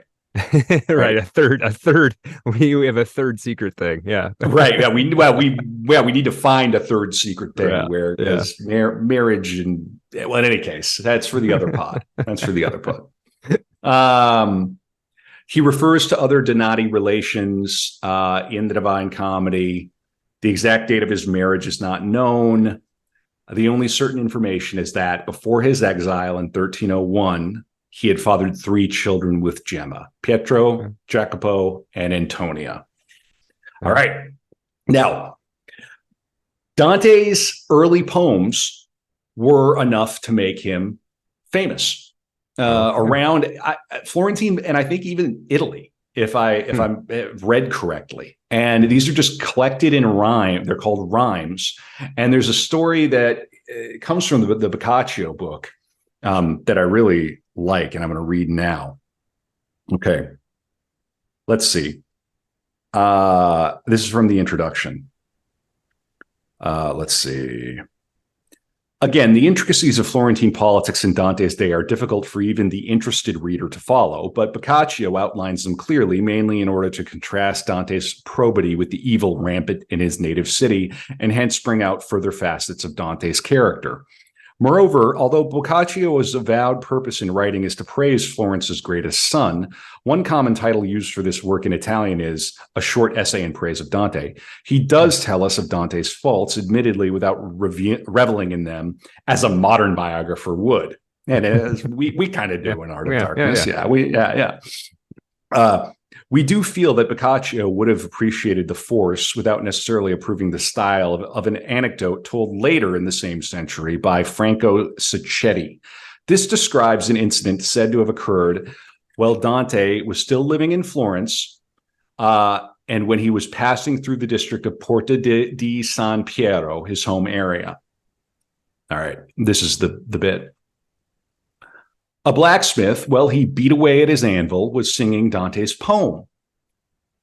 In the same way, and apparently the Divine Comedy, I'm not sure that is correct, but in any case, was singing a Dante poem in the same way as people sing popular ballads, mixing the lines up, leaving bits out, and adding bits. And so Dante felt deeply insulted. He didn't say anything, but he went up to the smithy where all the blacksmith's tools were. Then he got hold of the hammer and threw it into the street.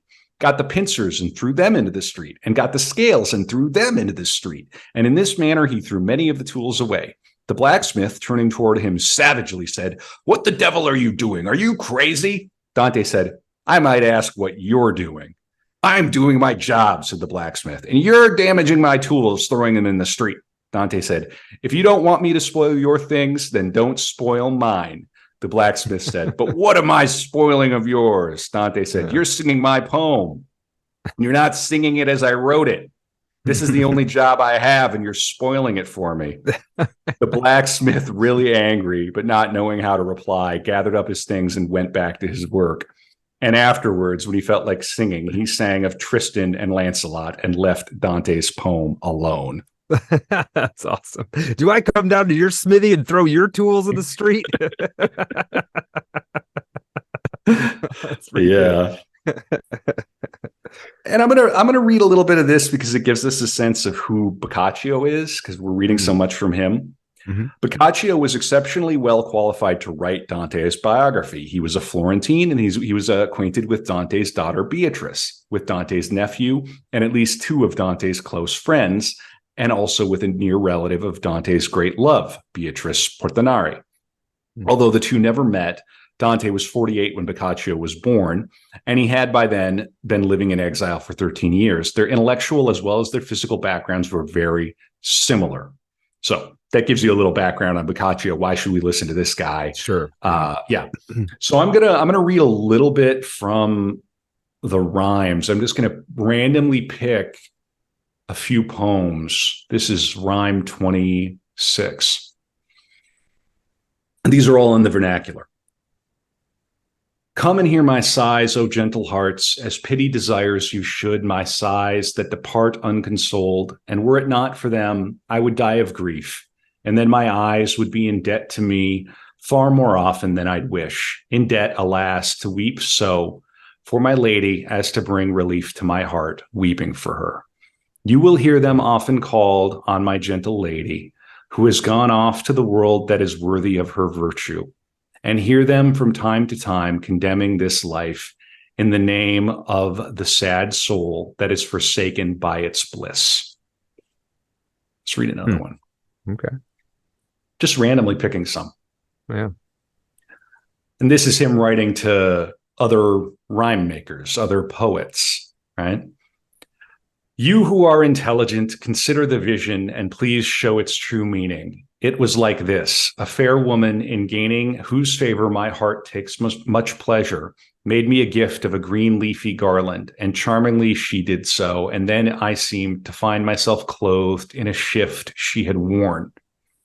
Then I made so bold as gently to embrace her. The fair one did not resist, but smiled. And as she smiled, I kissed her repeatedly. I will not say what followed. She made me swear not to. And a dead woman, my mother, was with her. Heavy, right? Yeah. Yeah. What is he talking about? If you have a feeling like we could pick these apart. Yeah. Yeah. This one's a little longer. I'll find a shorter one. And some of these were set to songs. And so troubadours would pick up, I guess, a lute or whatever instrument at the time. The great Stephanie Leahy, I'm sure, could tell us in the Telegram, t.me/Art of Dark Pod, our resident Cambridge fellow medievalist that we have on the pod from the great Aleister Crowley episode. Yeah, shout out to Stephanie. We were going back and forth on Twitter, and I'm like, Stephanie, I'm going to get so many things wrong. But it's good to have friends like that. Sure. Friend of the show. So, okay. Keeps us on our toes when it comes to this time period. Yeah. I'm always tuning my lute in preparation for the pod when we do something on the 13th and 14th centuries that I know so little about. This is the 12th poem from Rhyme. All that befalls me when I set out to see you, fair joy, vanishes from my memory. But when I draw close to you, I hear love saying, if you would not perish, fly. My face shows the color of my heart, which swooning seeks support wherever it can. And in the whirl of my violent trembling, the stones seem to cry out, die, die. Anyone who sees me then commits a sin if he does not comfort my bewildered soul, at least by showing that he is sorry for me, with the pity that your mockery kills, the pity that's born of the dead expression of my eyes that desire their death. Wow. Okay.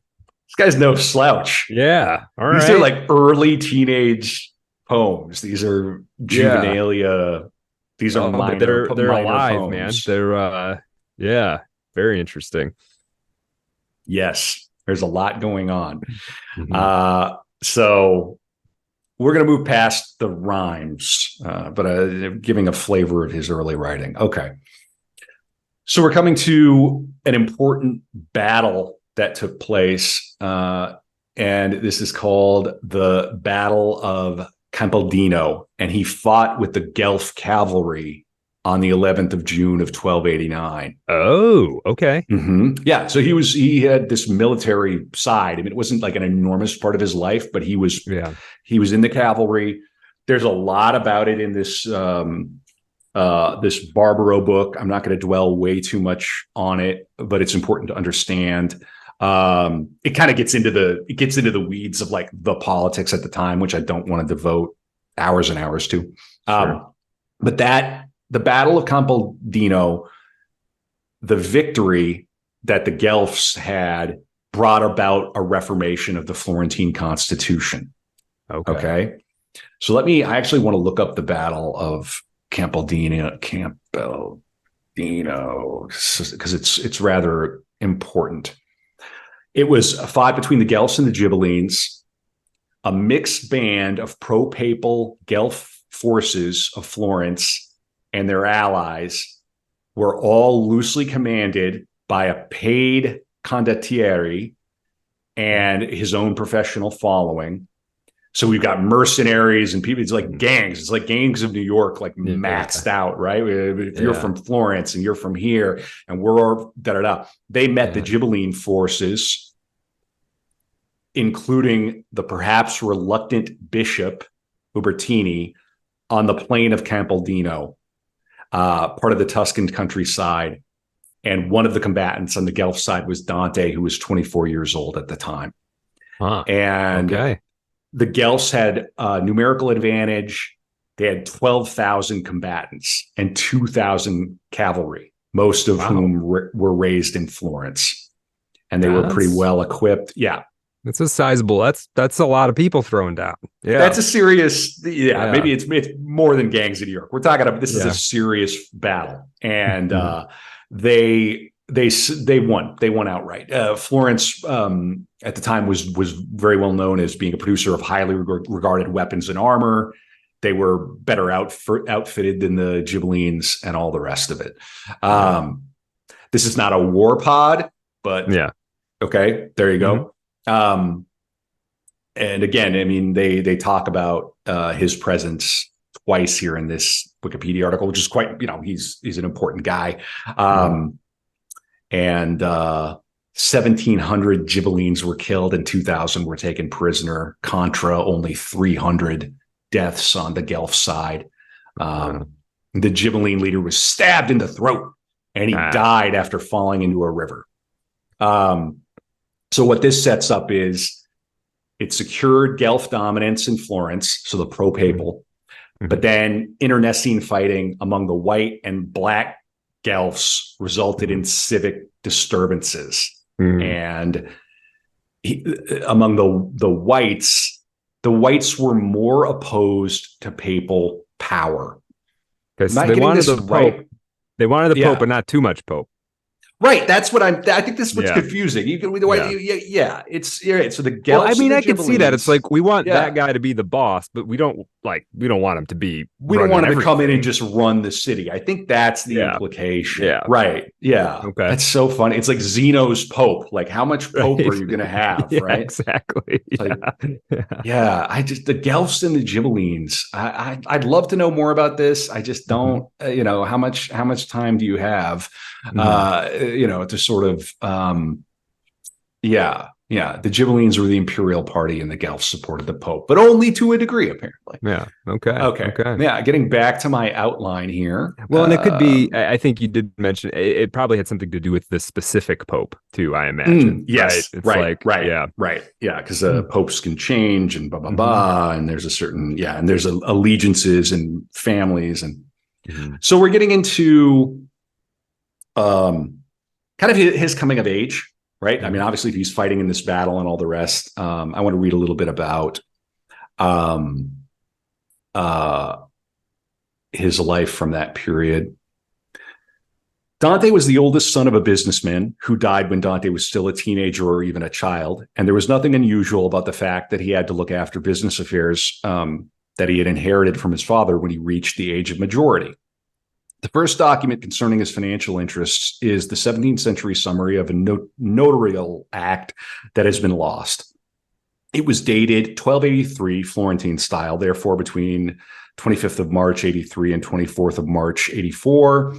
In May of that year, Dante reached the age of 18, at which point an orphan was freed from his guardianship. It's an important point we should mention about Dante. He lost both his parents when he was young. Yeah. That's on the bingo card. Dead parent.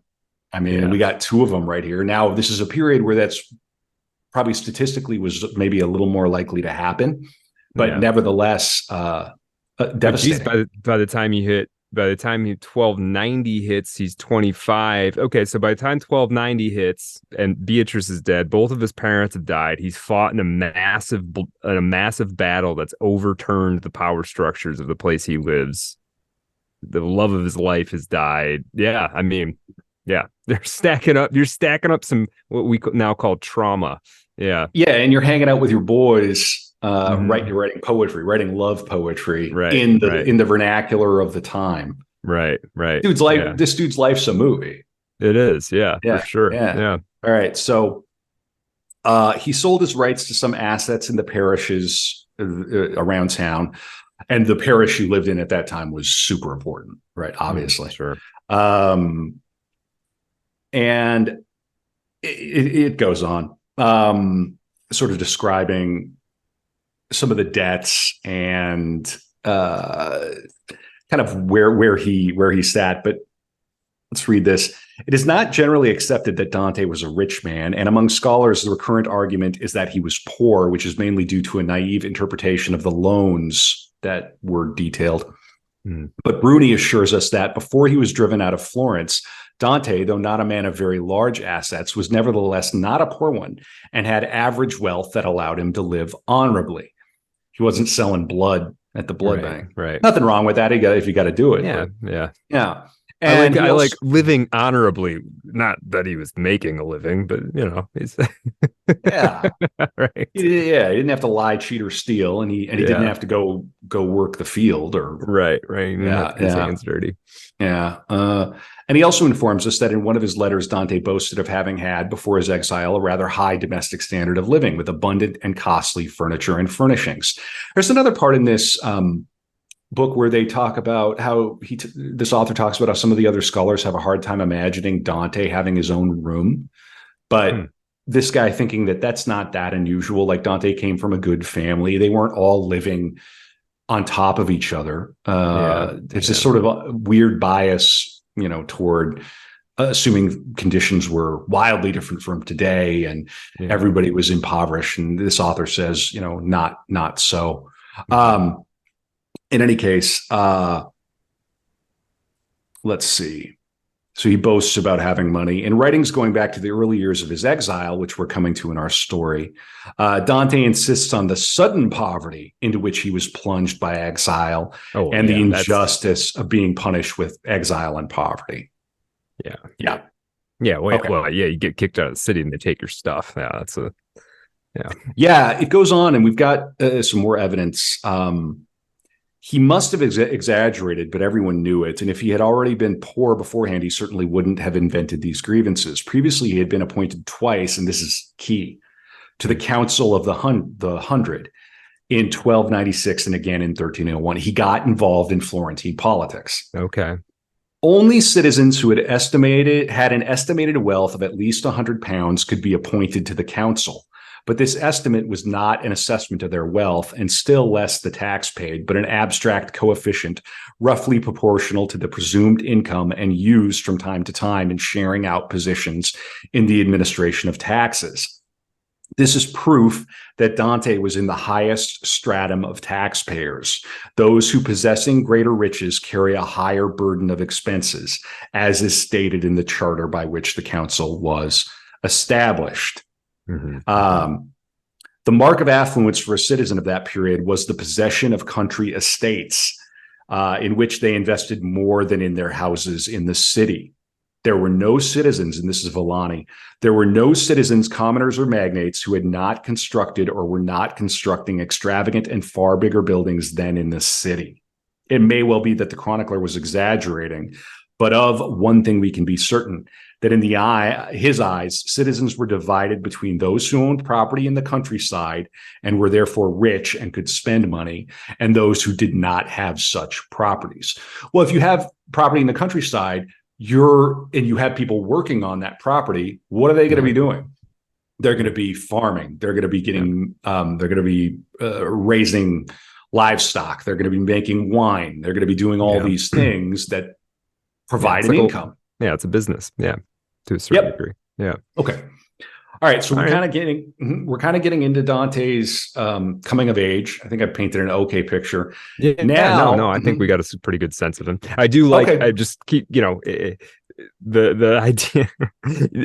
There is this funny thing with like the sort of modern correspondences with this. He's like boasting about having money. It's like I got the best furniture. I write later on. I write in the dope new fresh style. Me and my home, like there's just this.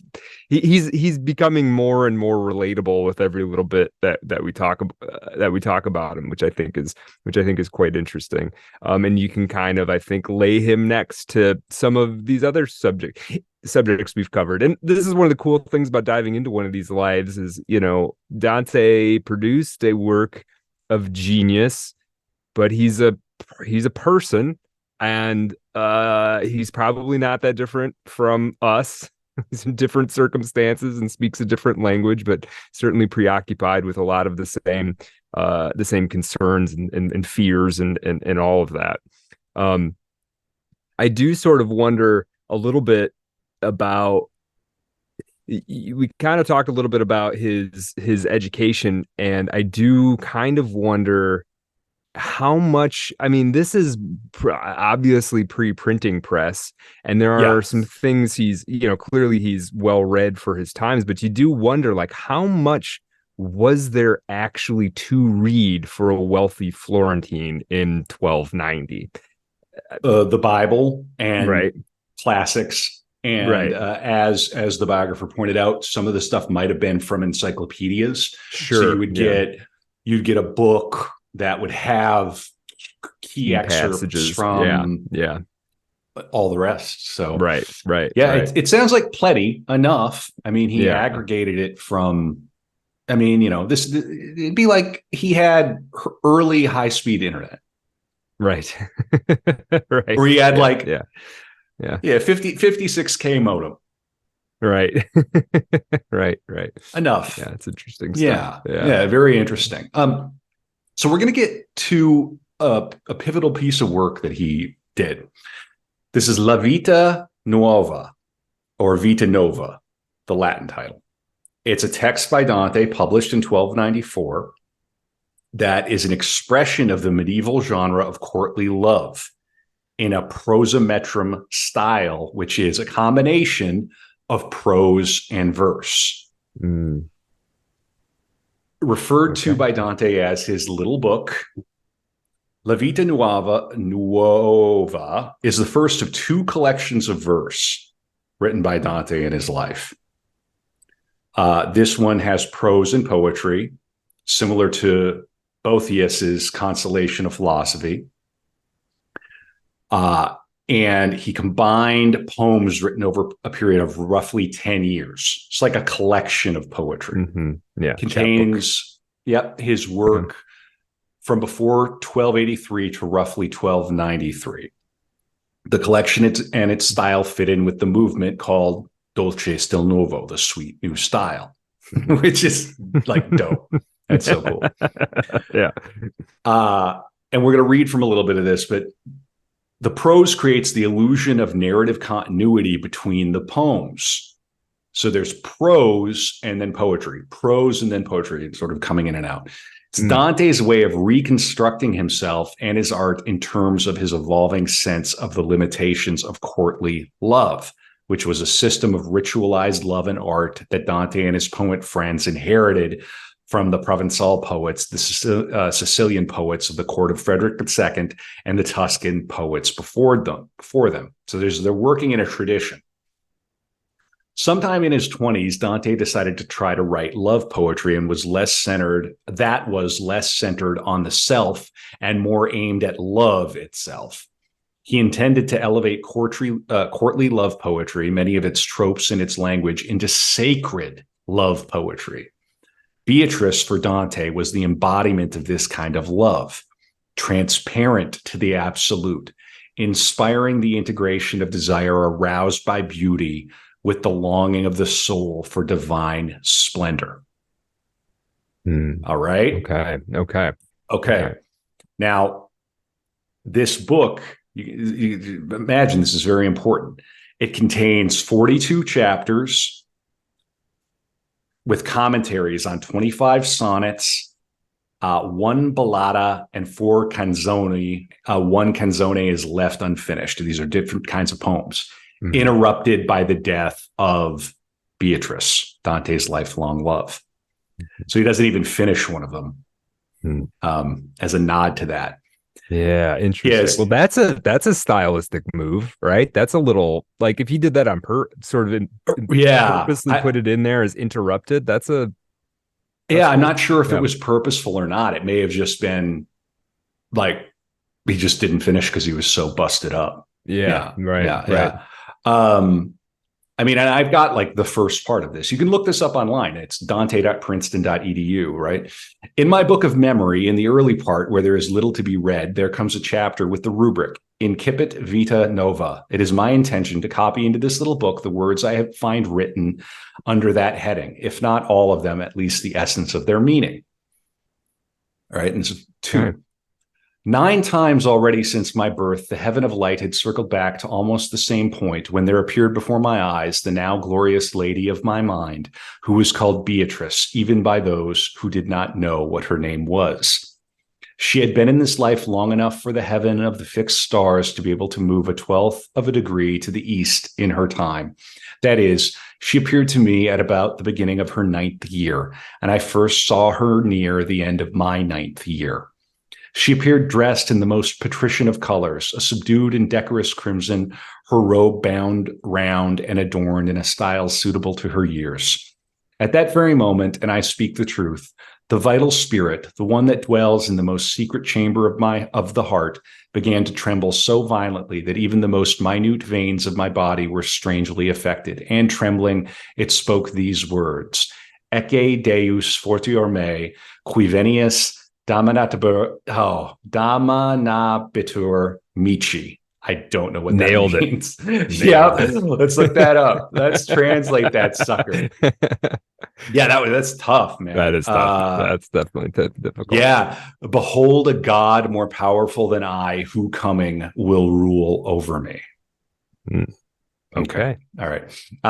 At that point, the animal spirit, the one abiding in the high chamber to which all the senses bring their perceptions, was stricken with amazement and, speaking directly to the spirit of sight, said these words: Apparuit iam beatudo vestra. At that point, the natural spirit, the one dwelling, and it goes on, and there's more Latin. Okay, Yeah. but you get the idea. So it's like he's writing he's writing this. This is prose, Yeah. right? Yeah. And that last bit I wrote was, "Now your blessedness appears."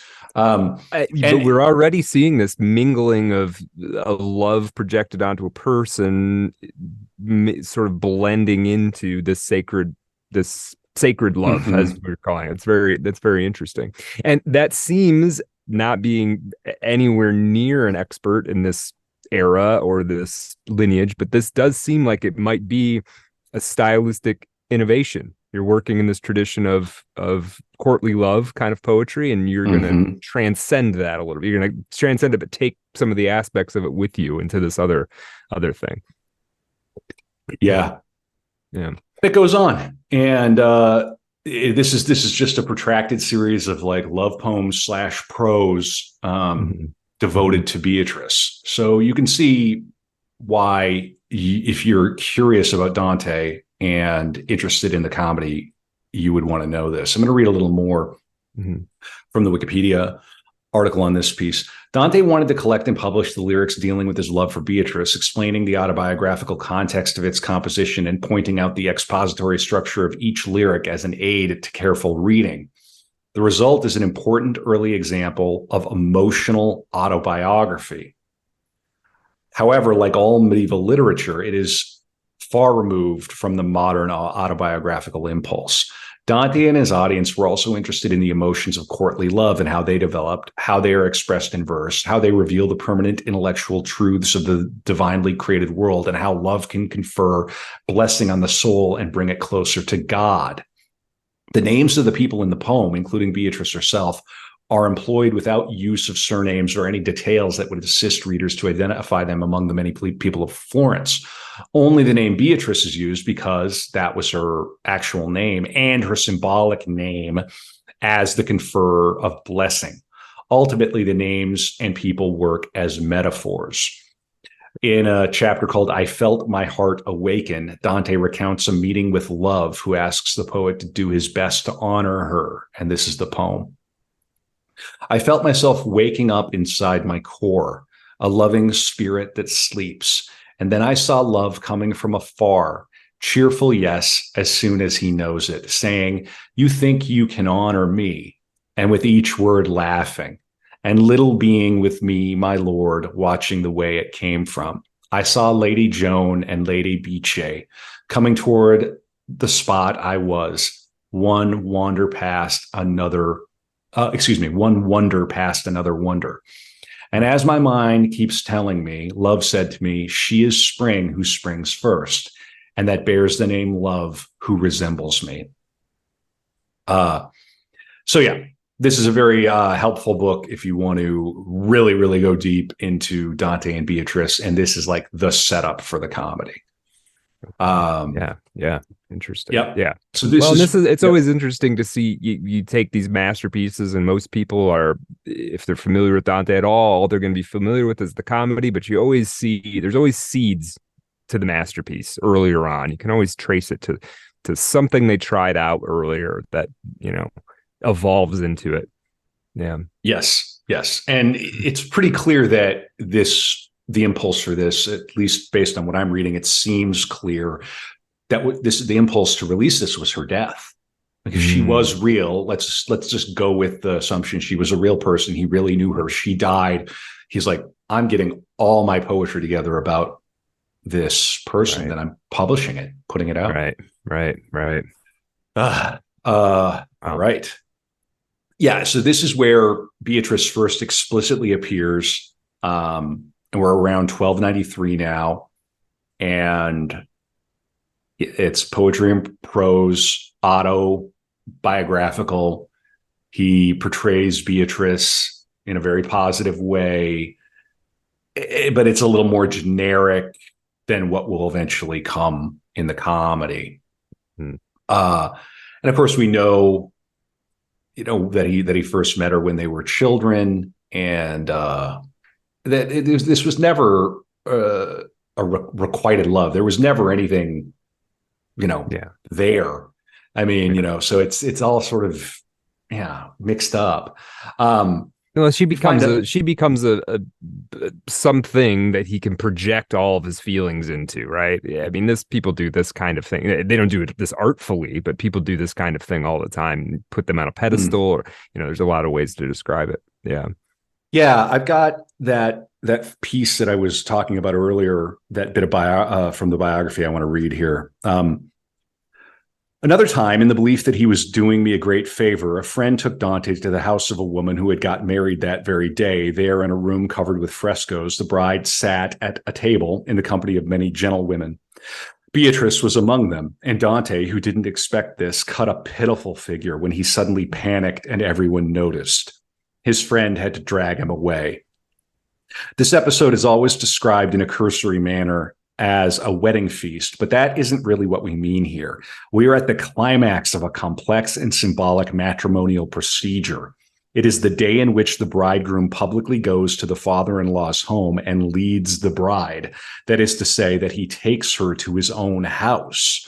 It was a rite of passage, and as such involved various precautions that underscored its gravity. This was the reason why those women had surrounded the bride, because in accordance with the custom of the city, it was befitting that they kept her company when, for the first time, she sat down at the dining table in the abode of the newlywed bridegroom. Decency required women to keep the company of the bride the first time she dined in that unfamiliar house, before leaving her on her own to her new life of shared intimacy with a man. You got to be married before you're going to sit down and you'll be left alone with a man in his house. right. Dante and the friend had not been invited to the meal, but went there in order that the women should be fittingly served. The purpose was to honor the bride and her companions in accordance with etiquette, which at the same time emphasized the rigid separation of the sexes and their reciprocal acknowledgement. There were also the frequent funerals, because many died young, such as a friend of Beatrice's whom Dante visited to say his last goodbyes, finding her deathbed surrounded by many compassionate women who were crying tenderly.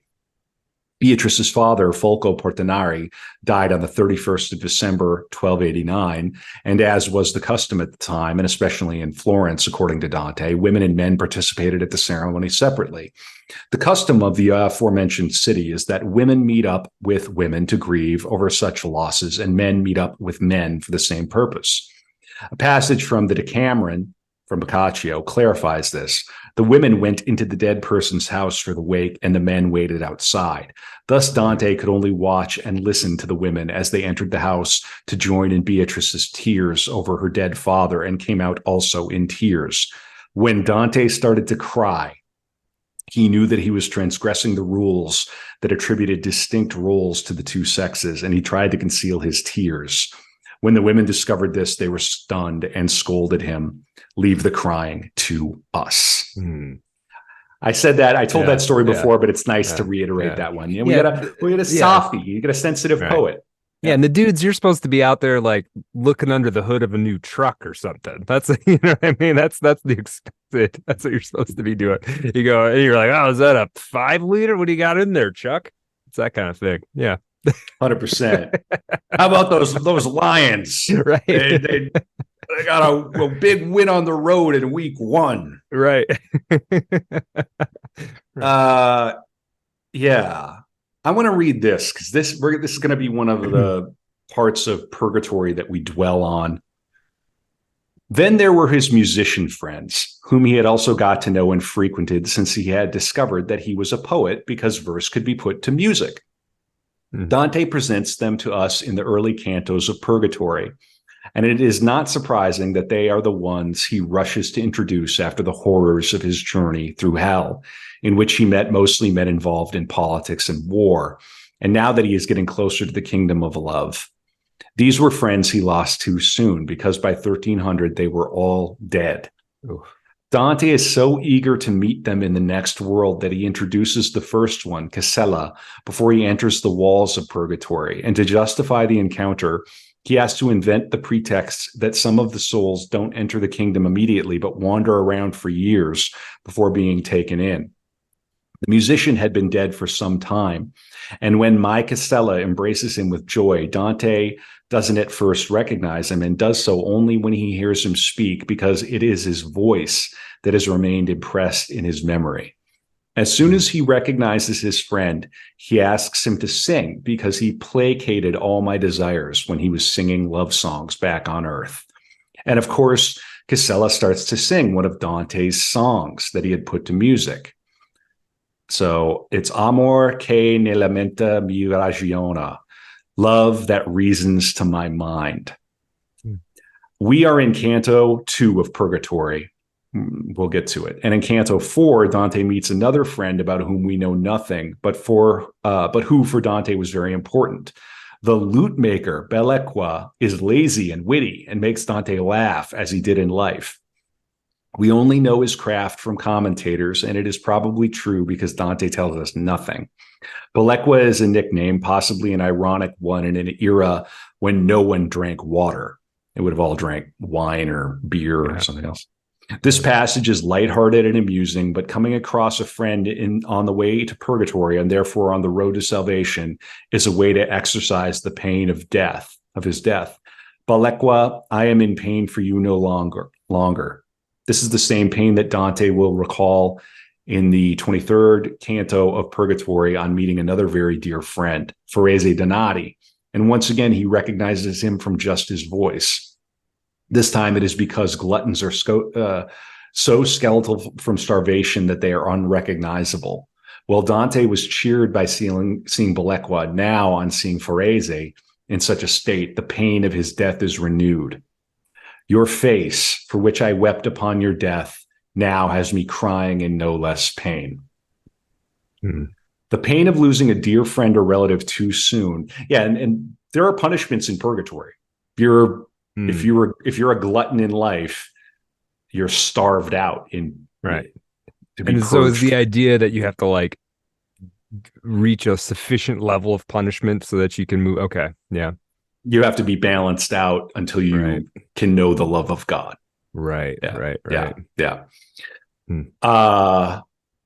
The pain of losing a dear friend or relative too soon was a common experience in Dante's time, and the poet had to swallow the bitter pill on many occasions. Bice di Folco Partenari died at the age of 25, and it would take years for him to work through his grief, as we might say today.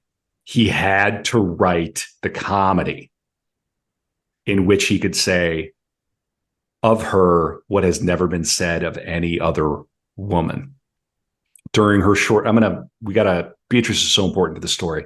During her short life, she had been little more than a pawn in her family's strategies for their advancement.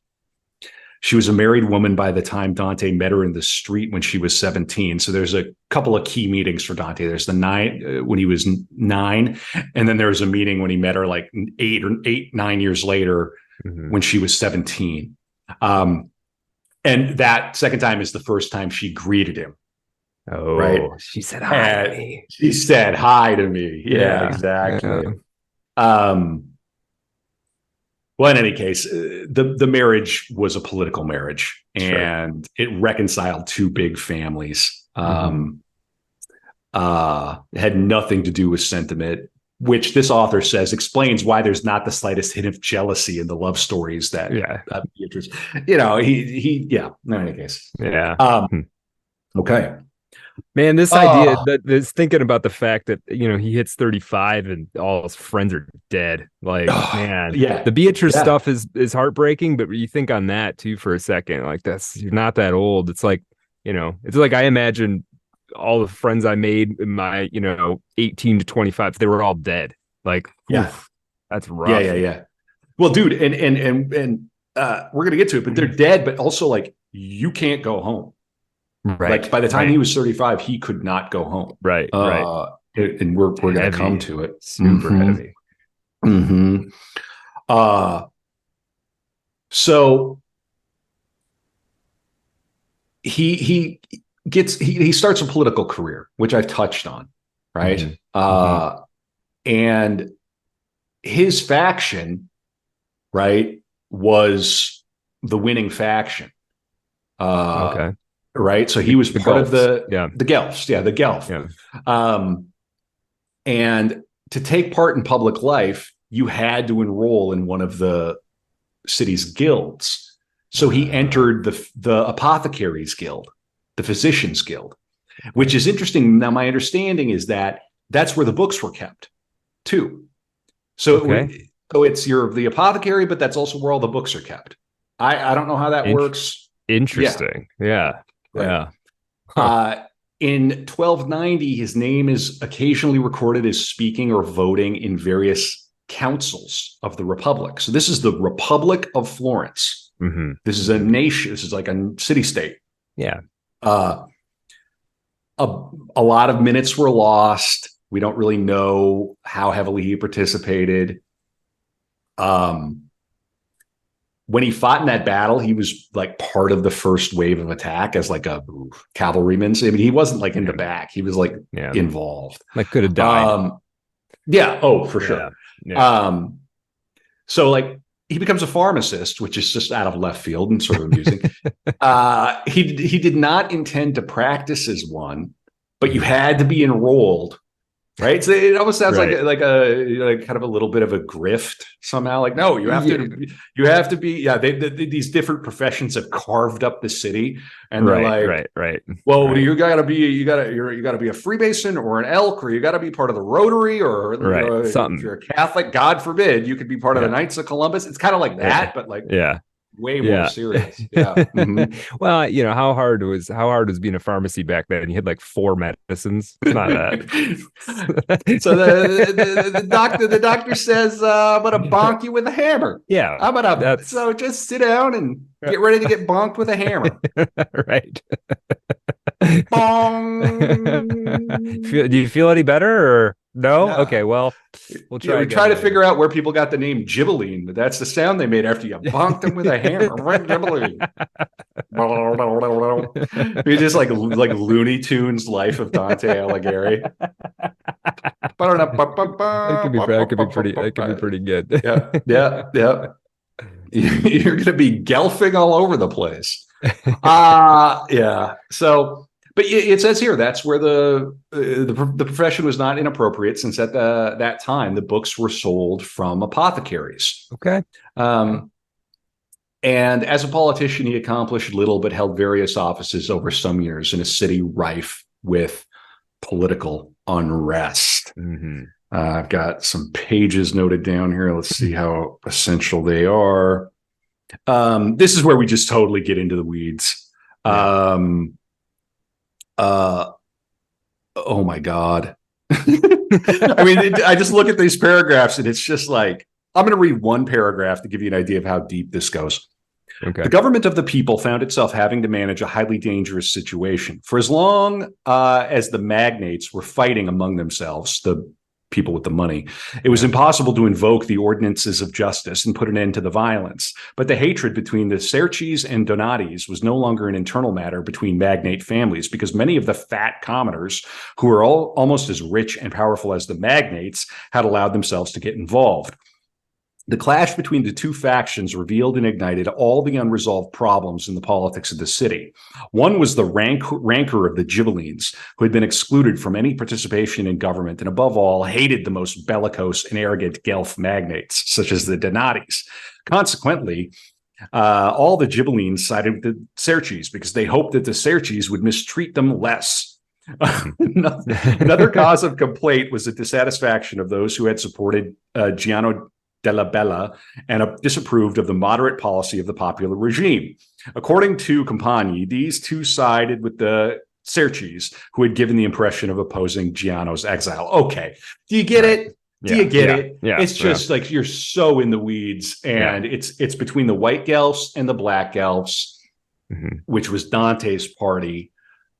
He was the white Guelph. Right. Led by Cerci, and the black Guelphs led by Donati.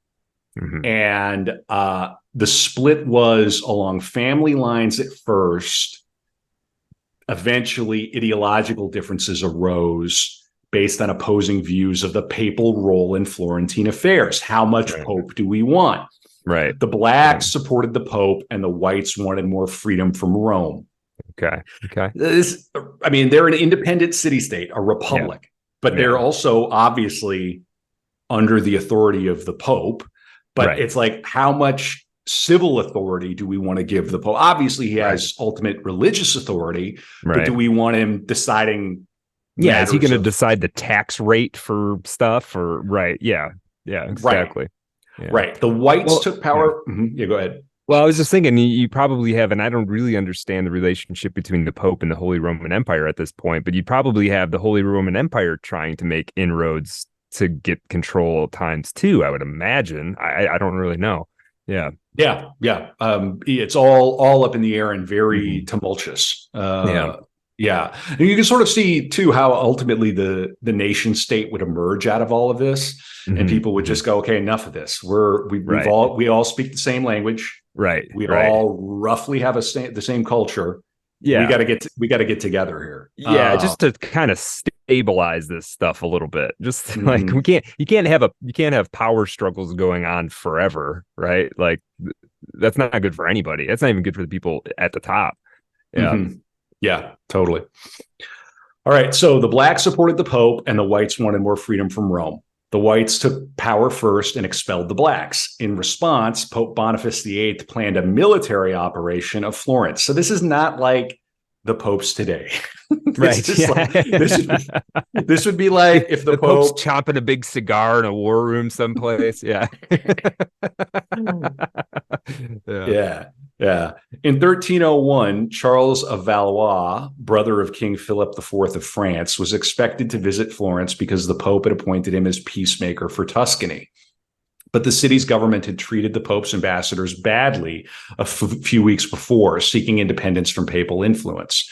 It was believed that Charles had received other unofficial instructions, so the council sent a delegate that included Dante to Rome to ascertain the Pope's intentions.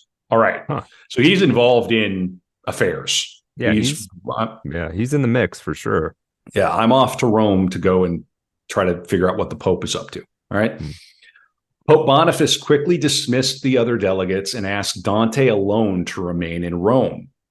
At the same time, we're in November of 1301, Charles of Valois entered Florence with the Black Guelphs, who in the next 6 days destroyed much of the city and killed many of their enemies. A new Black Guelph government was installed, and someone was made the podesta of the city, the principal of the city, essentially.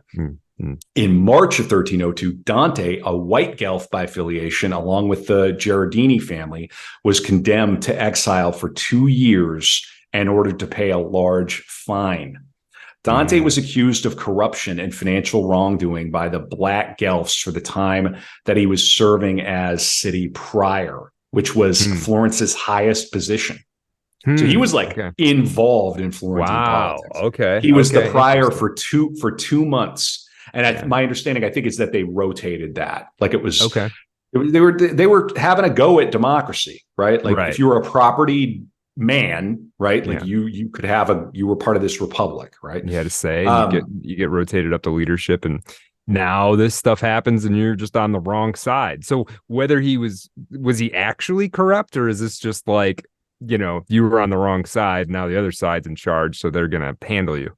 It's the latter. I'm pretty sure it's the latter. Fairly certain. I mean, I don't. It might be one of those things where we can't fully know.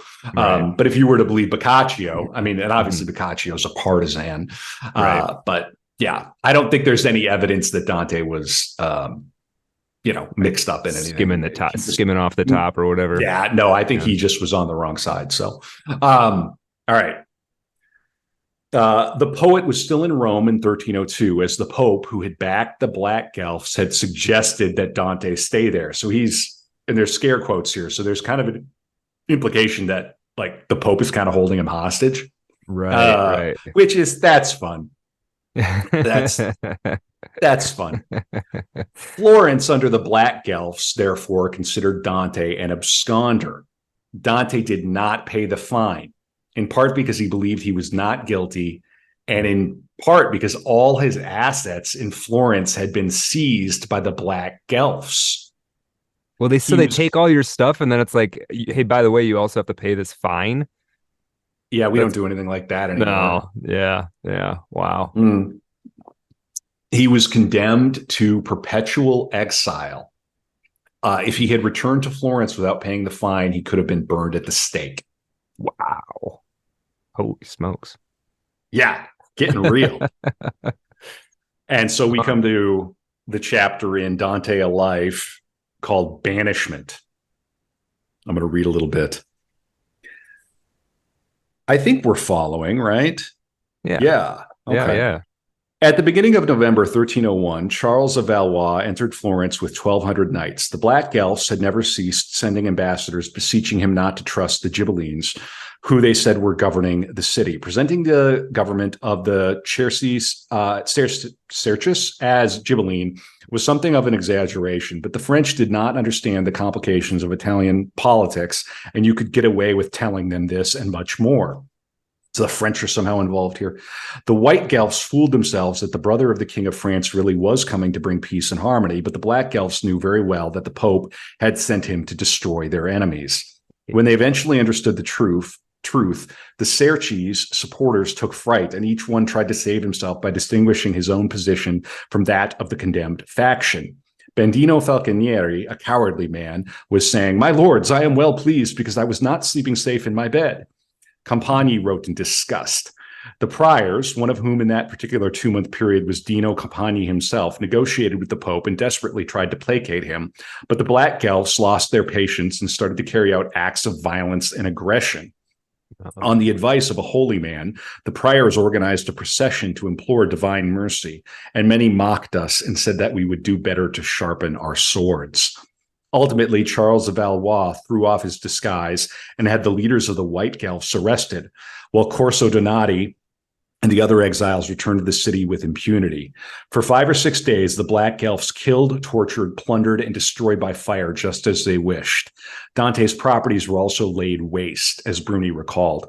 They rushed to his house and stole everything and devastated his properties. When Villani wrote of those days of terror, he was very specific. They started to steal from the warehouses and shops and the houses of those who had supported the White Guelphs. And then the Black Guelphs proceeded with systematic punitive expeditions against their rival factions' properties in the countryside. The devastation continued in the countryside, forays in search of plunder, and stealing and setting fire to houses for more than 8 days, whereby a great number of beautiful and expensive possessions were ruined or burned. One document recorded as late as 1343 that one farm once belonging to Dante turned out to have houses that had been burned and not burned, confirming the absolute truth of what Bruni had recorded. The new masters of the city illegally forced the supreme magistrate of the priors to resign, and they set up a new government of appalling commoners, appalling in that they betrayed their own kind, in the inevitable opinion of Dino Campani. One Messer Conte de Gabrielli da Gubbio, had been appointed to the position of supreme magistrate. The anarchic violence, so he's appointed. The anarchic violence was replaced by legal violence. The victors started to make false accusations and prepare legal cases against their adversaries. Many were accused. Which is better, anarchic or legal? I might take the anarchic. At least you might have a chance. I think we're going to have a chance to find out in our own lifetimes, Brad. I think we're seeing it now. I think we have our own. Depends on, Again, this seems so far away and so unlike the now, except not. Human nature is always on display. Yeah. Many were accused and forced to confess to conspiracy, even though they had not done this. And then each was fined 1,000 florins. Whoever did not defend themselves was accused and sentenced in absentia against their property and their person. Whoever obeyed and paid was then accused of other crimes and mercilessly driven out of Florence.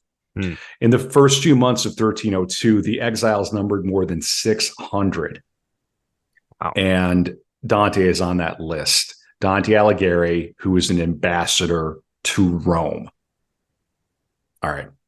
Oh boy. So he's he's exiled. And so I'm going to go on here a little bit. The trials of 1302 were a turning point in the political life of Florence. From that point on, it was no longer the custom simply to drive defeated adversaries out of the city using executive measures without any pretext required. And the preference was now for regular judicial procedures. But in spite of the facade of a formally correct trial for barratry, no one tried to conceal the fact that the accusations against the defendants were purely political. So that answers your question. Yeah. Let's see here. Some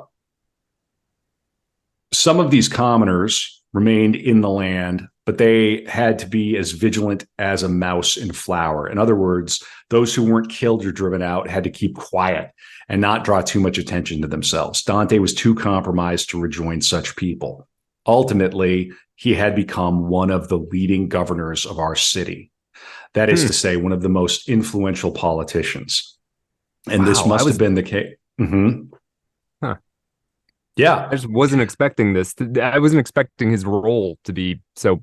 They're definitely Milton-esque kind of. Yeah, you're right. Yeah. Absolutely. Yeah. Well, and he was a brilliant person and clearly capable of great empathy, a great poet, which at the time that doesn't hurt. You can still parlay celebrity into political clout. I mean, please, do I have to tell you? Right. Yeah. 100%. It's almost like you could become president after having a reality TV show. Right. I mean, yeah. So, but this new regime could not forgive him. And among those driven into exile was Dante, who was one of the middle-class people who had been governing the city. Just a little bit about what happens to his family now that he's exiled. Yeah. They got to go with him, don't they? Yeah. What did Dante's exile mean for his family? If he had not yet returned from Rome when the banishment was announced, his decision to face his future on his own without requesting his wife to join him would have been much easier. Boccaccio confirmed that Gemma did not accompany Dante into exile. He abandoned Florence, having left his wife there along with the rest of his family, ill-equipped for flight due to their tender age, while she was safe because of her close blood relationship to one of the leaders of the other faction. Oh, my God. Go be with your Beatrice. I'm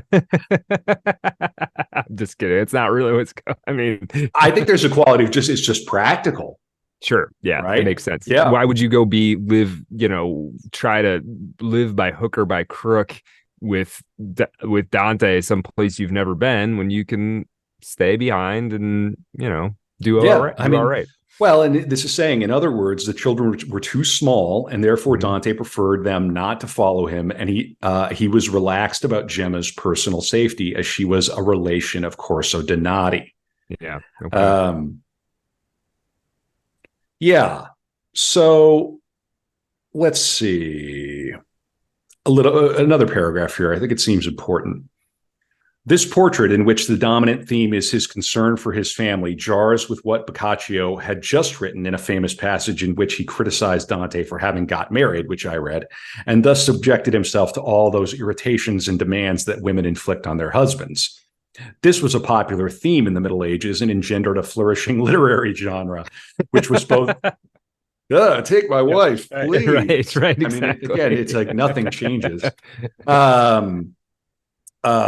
However, Boccaccio took it very seriously. Dante, he asserted, was so unhappy with Gemma that he took advantage of his exile to never see her again. Damn.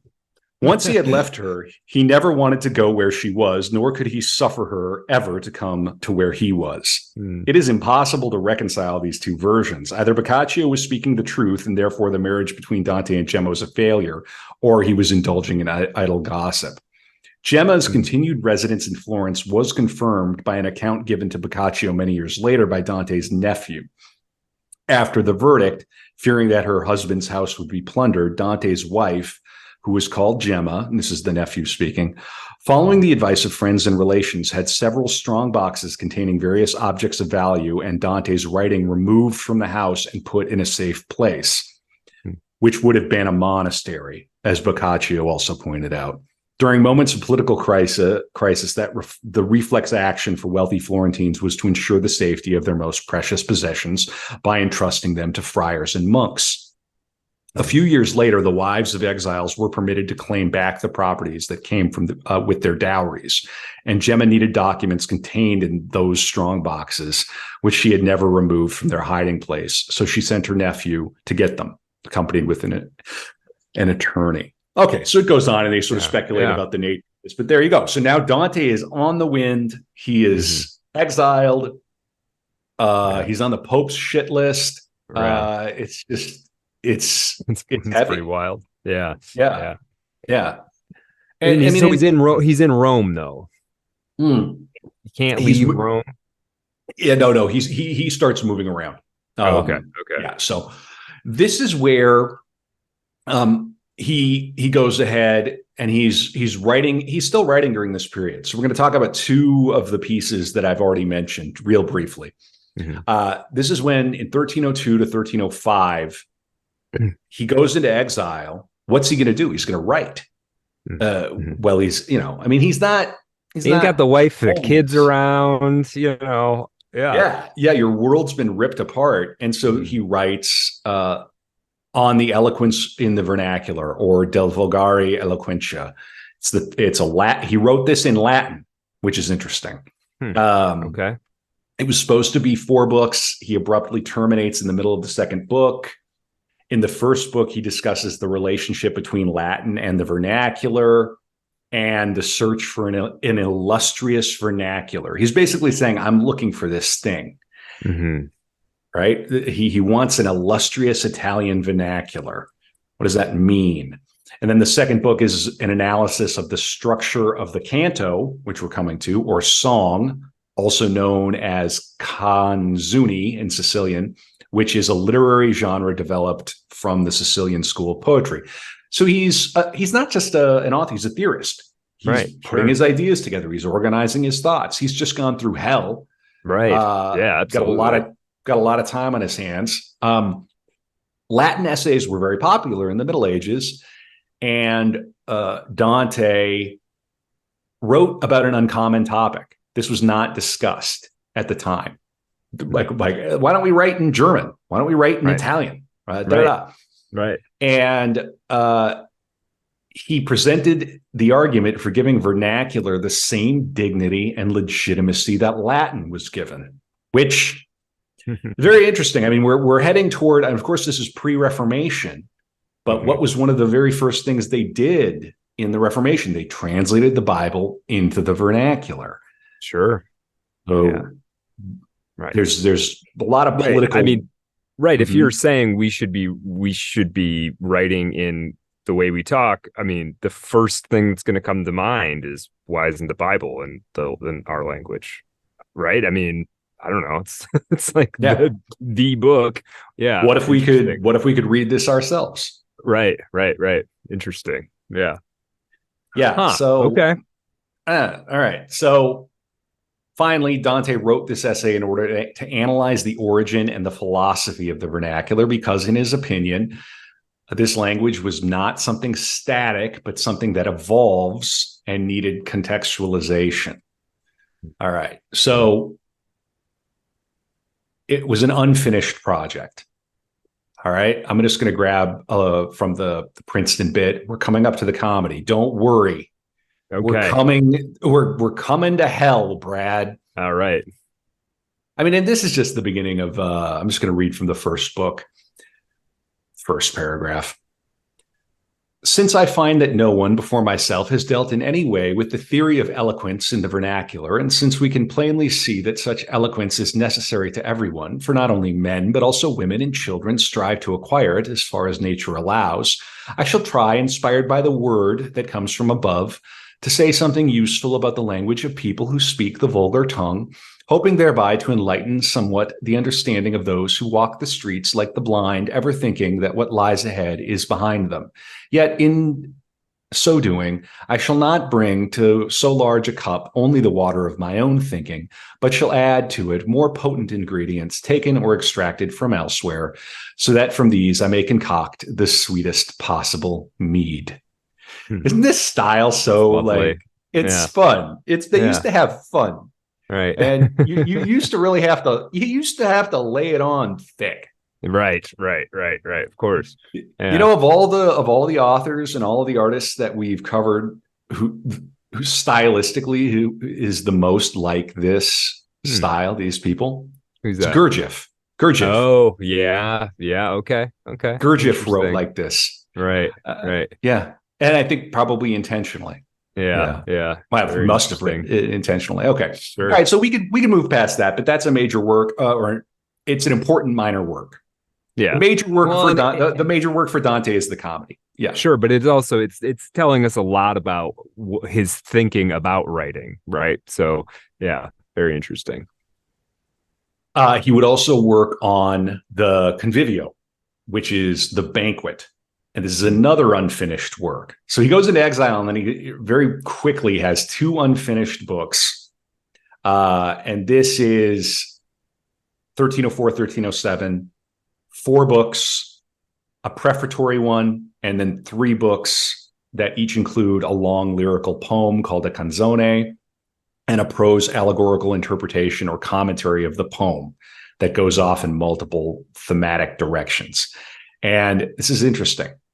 The Convivio is a kind of vernacular encyclopedia of the knowledge of Dante's time. It touches on many areas of learning, not only philosophy, but also politics, linguistics, science, astronomy, and history. This is all stuff that comes back in the comedy. The treatise begins with the prefatory book, or proem, which explains why a book like the Convivio is needed and why Dante is writing it in the vernacular instead of Latin. It is one of his early defenses of the vernacular. Books 2 and 3 form a unit, both focusing on Dante's new love after the death of Beatrice, his love for Lady Philosophy, whom he calls the most beautiful and dignified daughter of the Emperor of the universe. Okay. And book 2 discusses allegory and Lady Philosophy, saying, "You who move the third heaven with an act of the intellect," and so forth. And then book four is very long. It's got a long poem, Those Sweet Poems of Love, which is about gentility and nobility. And the Convivio as a whole gives a portrait of Dante, which is very important for understanding his life, his work, and then, of course, the comedy as well. And it signifies a big leap forward for him, and it's kind of like setting up what, of course, we know is to come. I'm going to grab a little bit from the Convivio and just sort of like randomly. Why don't I read from the beginning? I think this is very interesting. So this is from the top of the banquet. As the philosopher says at the beginning of the first philosophy, all men by nature desire to know. The reason for this can be and is that each thing, impelled by a force provided by its own nature, inclines towards its own perfection. Since knowledge is the ultimate perfection of our soul, in which resides our ultimate happiness, we are all therefore by nature subject to a desire for it. And of course, this is in Italian. This is not in Latin. Many are, however, deprived of this most noble perfection by various causes within and outside of man, which remove him from the habit of knowledge. For example, you might not know Latin. So I'm writing to you in the vernacular. Mm-hmm. Within man, there exist 2 kinds of defects which impede him, one pertaining to the body, the other to the soul. That pertaining to the body occurs when its parts are not properly disposed, so that it can receive nothing, as is the case with the deaf, the dumb, and the like. That pertaining to the soul occurs when malice overcomes it, so that it becomes the follower of vicious pleasures, by which it is so deceived that because of them it degrades the worst of all things. Likewise, outside of man, 2 causes may be discerned, one of which subjects him to necessity, the other to indolence. The first consists of domestic and civic responsibilities, which properly engage the greater number of men, so that they are permitted no time for contemplation. The other is the handicap that derives from the place where a person is born and bred, which at times will not only lack a university, but be far removed from the company of educated persons. He goes on. And he's talking about knowledge, education. He's a philosopher. I mean, Sure. Yeah. and this is a big book. I mean, I'm poking around here. I Yeah. mean, he's thinking very deeply. So there's the taste of Yeah. what he's writing just before we're going to be getting into the comedy. Very cool. I've got another little bit from uh, Boccaccio about the period of exile here and Boccaccio's feelings about it. So, and of course, he's writing these things in exile. This is Boccaccio again. Uh, that was how Dante departed from the city of which not only he was a citizen, but his ancestors had been the rebuilders, leaving there his wife together with the rest of his family, whose youth made them unable to flee. At ease about his wife because of her relationship to one of the chiefs of the other party, but uncertain with regard to himself, he wandered here and there through Tuscany. His wife had, with difficulty, defended from the infuriated people a small portion of his property under the title of her dowry, and on the proceeds of this she managed to provide very simply for herself and her children. He, therefore, was forced in poverty to win his sustenance by himself by unaccustomed labor. Oh, what honest indignation he had to repress, more bitter to him than death, while hope promised him that his exile would be brief and his return speedy.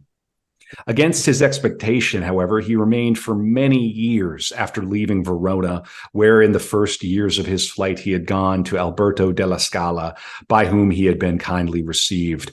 Now with Count Salvatico in the Casentino, now with the Marchese Marvello Malspina in Lunigiana, now with the Della Faguiola family in the mountains near Urbino, and always suitably honored as far as the times and as far as the means of his hosts permitted. Then he went to Bologna, where he stayed for a little while, and then to Padua, from where he returned to Verona. But after, I mean, he's couch surfing in a glorified way. Yeah. Right. But after he had seen the way closed on all sides against his return, and his hopes grew more vain from day to day, he left not only Tuscany, but all Italy, crossed as best he could the mountains which separated it from the province in Gaul, and went to Paris. And I think it's been said, like, we don't know if this is true. Right. Right. Here he gave himself up entirely to the study of philosophy and theology, revising also whatever of the other branches of knowledge his difficulties had made him forget. And while he thus spent his time in study, it happened, contrary to his expectations, that Henry, Count of Luxembourg, was at the command and with the goodwill of Clement V, who was then Pope, elected King of the Romans and then crowned Emperor. Dante, hearing that he had left Germany to subjugate Italy, which was in places rebellious against his majesty, and that he had already laid strong siege to Brescia, and expecting for many reasons that the emperor would be victorious, conceived the hope that through the emperor's power and justice, he could return again to Florence, though he knew that Florence was against the emperor. Therefore, so he's hoping the emperor comes in and kicks the ass of the people who kicked him out, and he might get a chance to come back to Florence.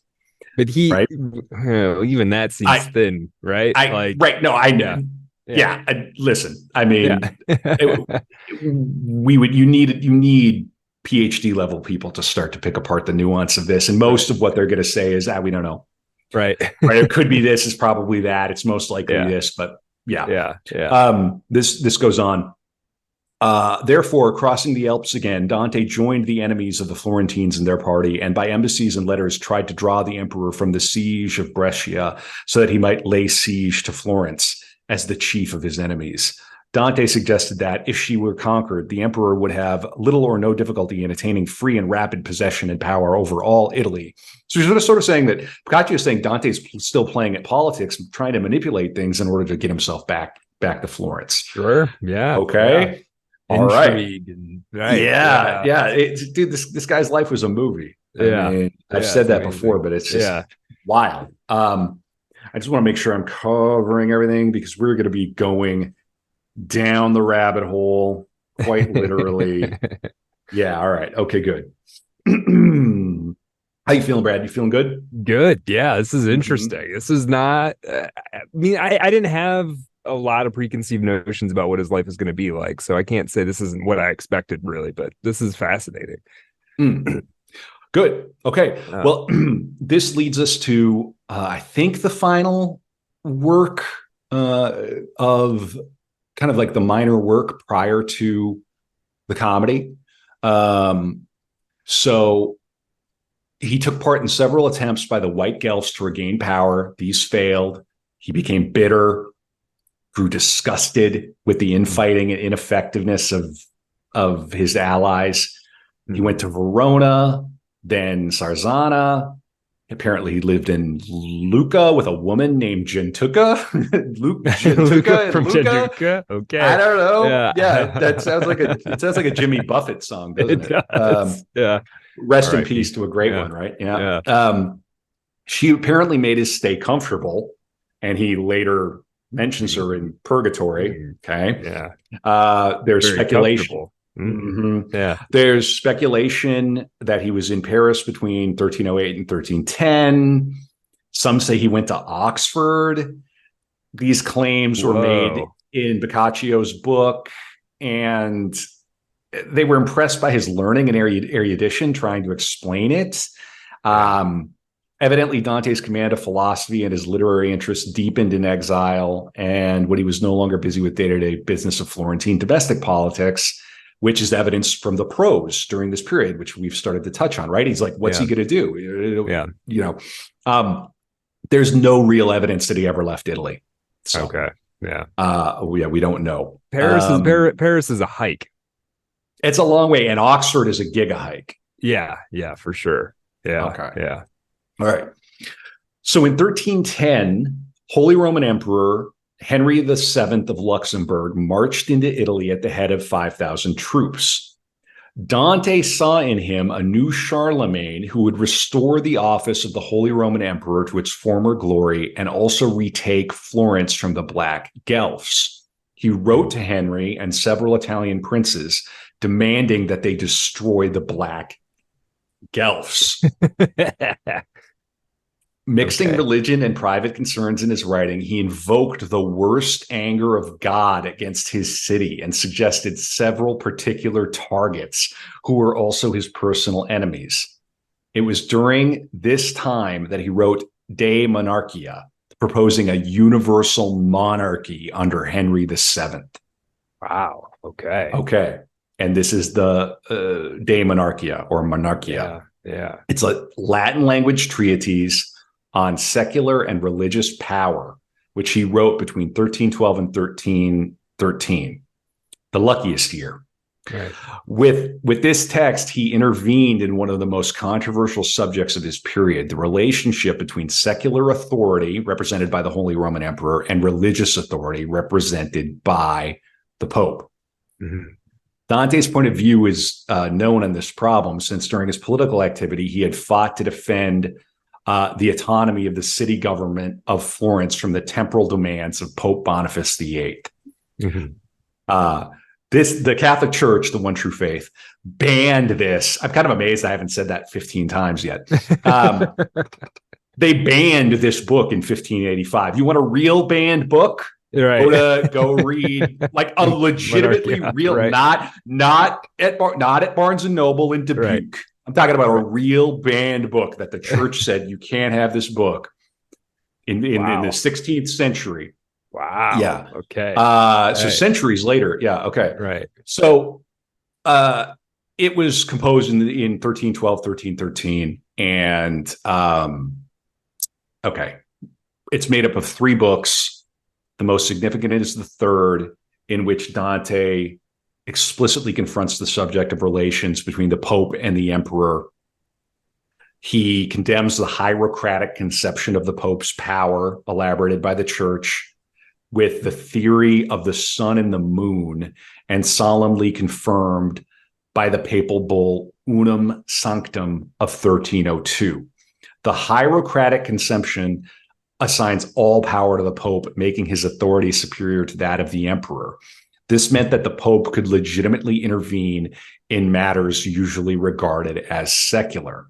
Against that, Dante argued a need for another strong Holy Roman Emperor and proposed that man pursues 2 ends, the happiness of earthly life and that of eternal life. Dante argues that the Pope is assigned the management of eternal life, but the Emperor has the task of leading men toward earthly happiness. From this, he derives the autonomy of the temporal sphere under the emperor from the spiritual sphere under the pope. The pontiff's authority should not influence that of the emperor in his tasks. Okay, goes on. Dante, in this book, he tries to demonstrate that the Holy Roman Emperor and the Pope were both human and that both derived their power and authority from God. Okay. All right. Okay. So we can sort of see where he's at here. And what's fascinating is that one wonders how much of this is earnest and how much of this is Dante going, I want to go back to Florence. Right. I want to die in Florence. Right. I have to get revenge on my enemies. Yeah. Considering the fact that he fought on as a younger man, he fought on the side to keep. He fought on the side to have the Pope involved, right? I mean, obviously your political positions might change and shift, and maybe he never really believed in the cause of the White Guelph. That was just sort of where he was positioned. But yeah, interesting. Yeah, it's so the white. This is what I'm talking about. Yeah, it's so easy to get confused, right? Yeah. So the Guelphs and the Ghibellines were factions, respectively supporting the Pope, and then he fought against the Ghibellines. They wanted to. It's like changing politics. It's politics. It's politics. Right. Yeah. Okay. Yeah. Just so. Yeah. And what comes first in politics is your best interests. Winning. Winning. Exactly. Yeah. Note to all the poli-sci people out there. The only thing that matters is winning. Right. That's the only thing that matters. Everything else is noise. Yeah. Mm-hmm. Yeah. Your ideology should be winning. Well, in any case, I don't think I need to read much from this. I think you can get the idea of what this is, right? I mean, it's you get it. Okay. Yeah. Well, this is significant. Mm-hmm. I mean, 200 and some odd years later, the church is banning it. It's pretty interesting. Well, and then later, I mean, the church ends up celebrating Dante as kind of their poet to a certain degree, right? Yeah. The church has come around in a pretty big way on Dante. Which we'll see, and we'll probably talk a little bit about in the After Dark for Patreon. Are you enjoying this as we head into hour 4 of this episode on the life of Dante Alighieri? We haven't even really got to the comedy yet. No, we've kind of been pointing toward it, but we haven't really crossed the threshold yet. Yeah. We're going to cross the thresholds shortly. And I hope that this setup, this overture is useful. And I think it will be, because now everything that happens when we read the comedy is going to land harder, because you're going to understand the situation of this man. You're going to understand where he came from. You're going to understand how at 35, this guy had already lived 5 lives of like a contemporary normie right now in the US. Like, this guy's had loves die. He's been separated from his family. He's fought in the cavalry. He was essentially like the president of the mayor for 2 months of a major city. Right. He's thinking about the very nature of language itself. Writing in Latin. Writing in Latin, writing in Italian, codifying the Italian language, leading a school of poetry. He's written poetry that's so popular, blacksmiths are butchering it in song. His name is known from end to end of Italy already as a figure. Fascinating. Right. Mm-hmm. Fascinating. Yeah. And he hasn't even delivered the master stroke yet. No. And you're worried about your follower count on Twitter. not you, Brad, but you know what I'm saying. Well, I am, but yeah, right. I'm hovering right around 1,000, which is hilarious. I went up, I went down. That's all right. You know where to find us. We are at Art of Dark Pod. Go follow the pod. 5-star the pod. Go 5-star it on iTunes, 5-star it on Spotify. Say something nice on iTunes, and get on Patreon. Patreon.com/Art of Dark Pod. If you want more episodes like this, we got to have your support. If every single person who's subscribed on YouTube, on Spotify, went out of their way, took 5 minutes, and supported the show through Patreon, Brad and I would be able to devote twice as much time to this podcast. As it is, we give it our all, Yeah. right? Yeah. But Pretty we much can redlined on it. we're redlined on the pod for sure. We Yeah. love doing this pod. And listen, and if you're materially, if you can't support the pod right now, just think about when you can sign up. It means a lot. We need to see those numbers go up for sure. We can't just take two steps forward, one step back. We got to be getting those Patreon numbers up. And tell a friend too. You know, if you come across an episode and you're like, hey man, my friend would really like that one, send it to him. Yeah. Yes. And we love you guys. We love all our listeners. We really do. And I don't want to be passing the hat for hours every single episode, but it's super important. It means a lot to us. And you know how this in this day and age, right? We're all exiles now. We all got to have a little bit of, we have those that cash money in order to do anything. So awesome. You guys are the best. We love our listeners. It's very cool that we have an audience. It's just awesome. And we want to do more cool stuff. And the more patrons we get, the more latitude Brad and I have to start planning more live shows, more clever things for patrons, and other ideas that we want to do. Okay. 100%. All right. I feel like that's a good moment to get into the comedy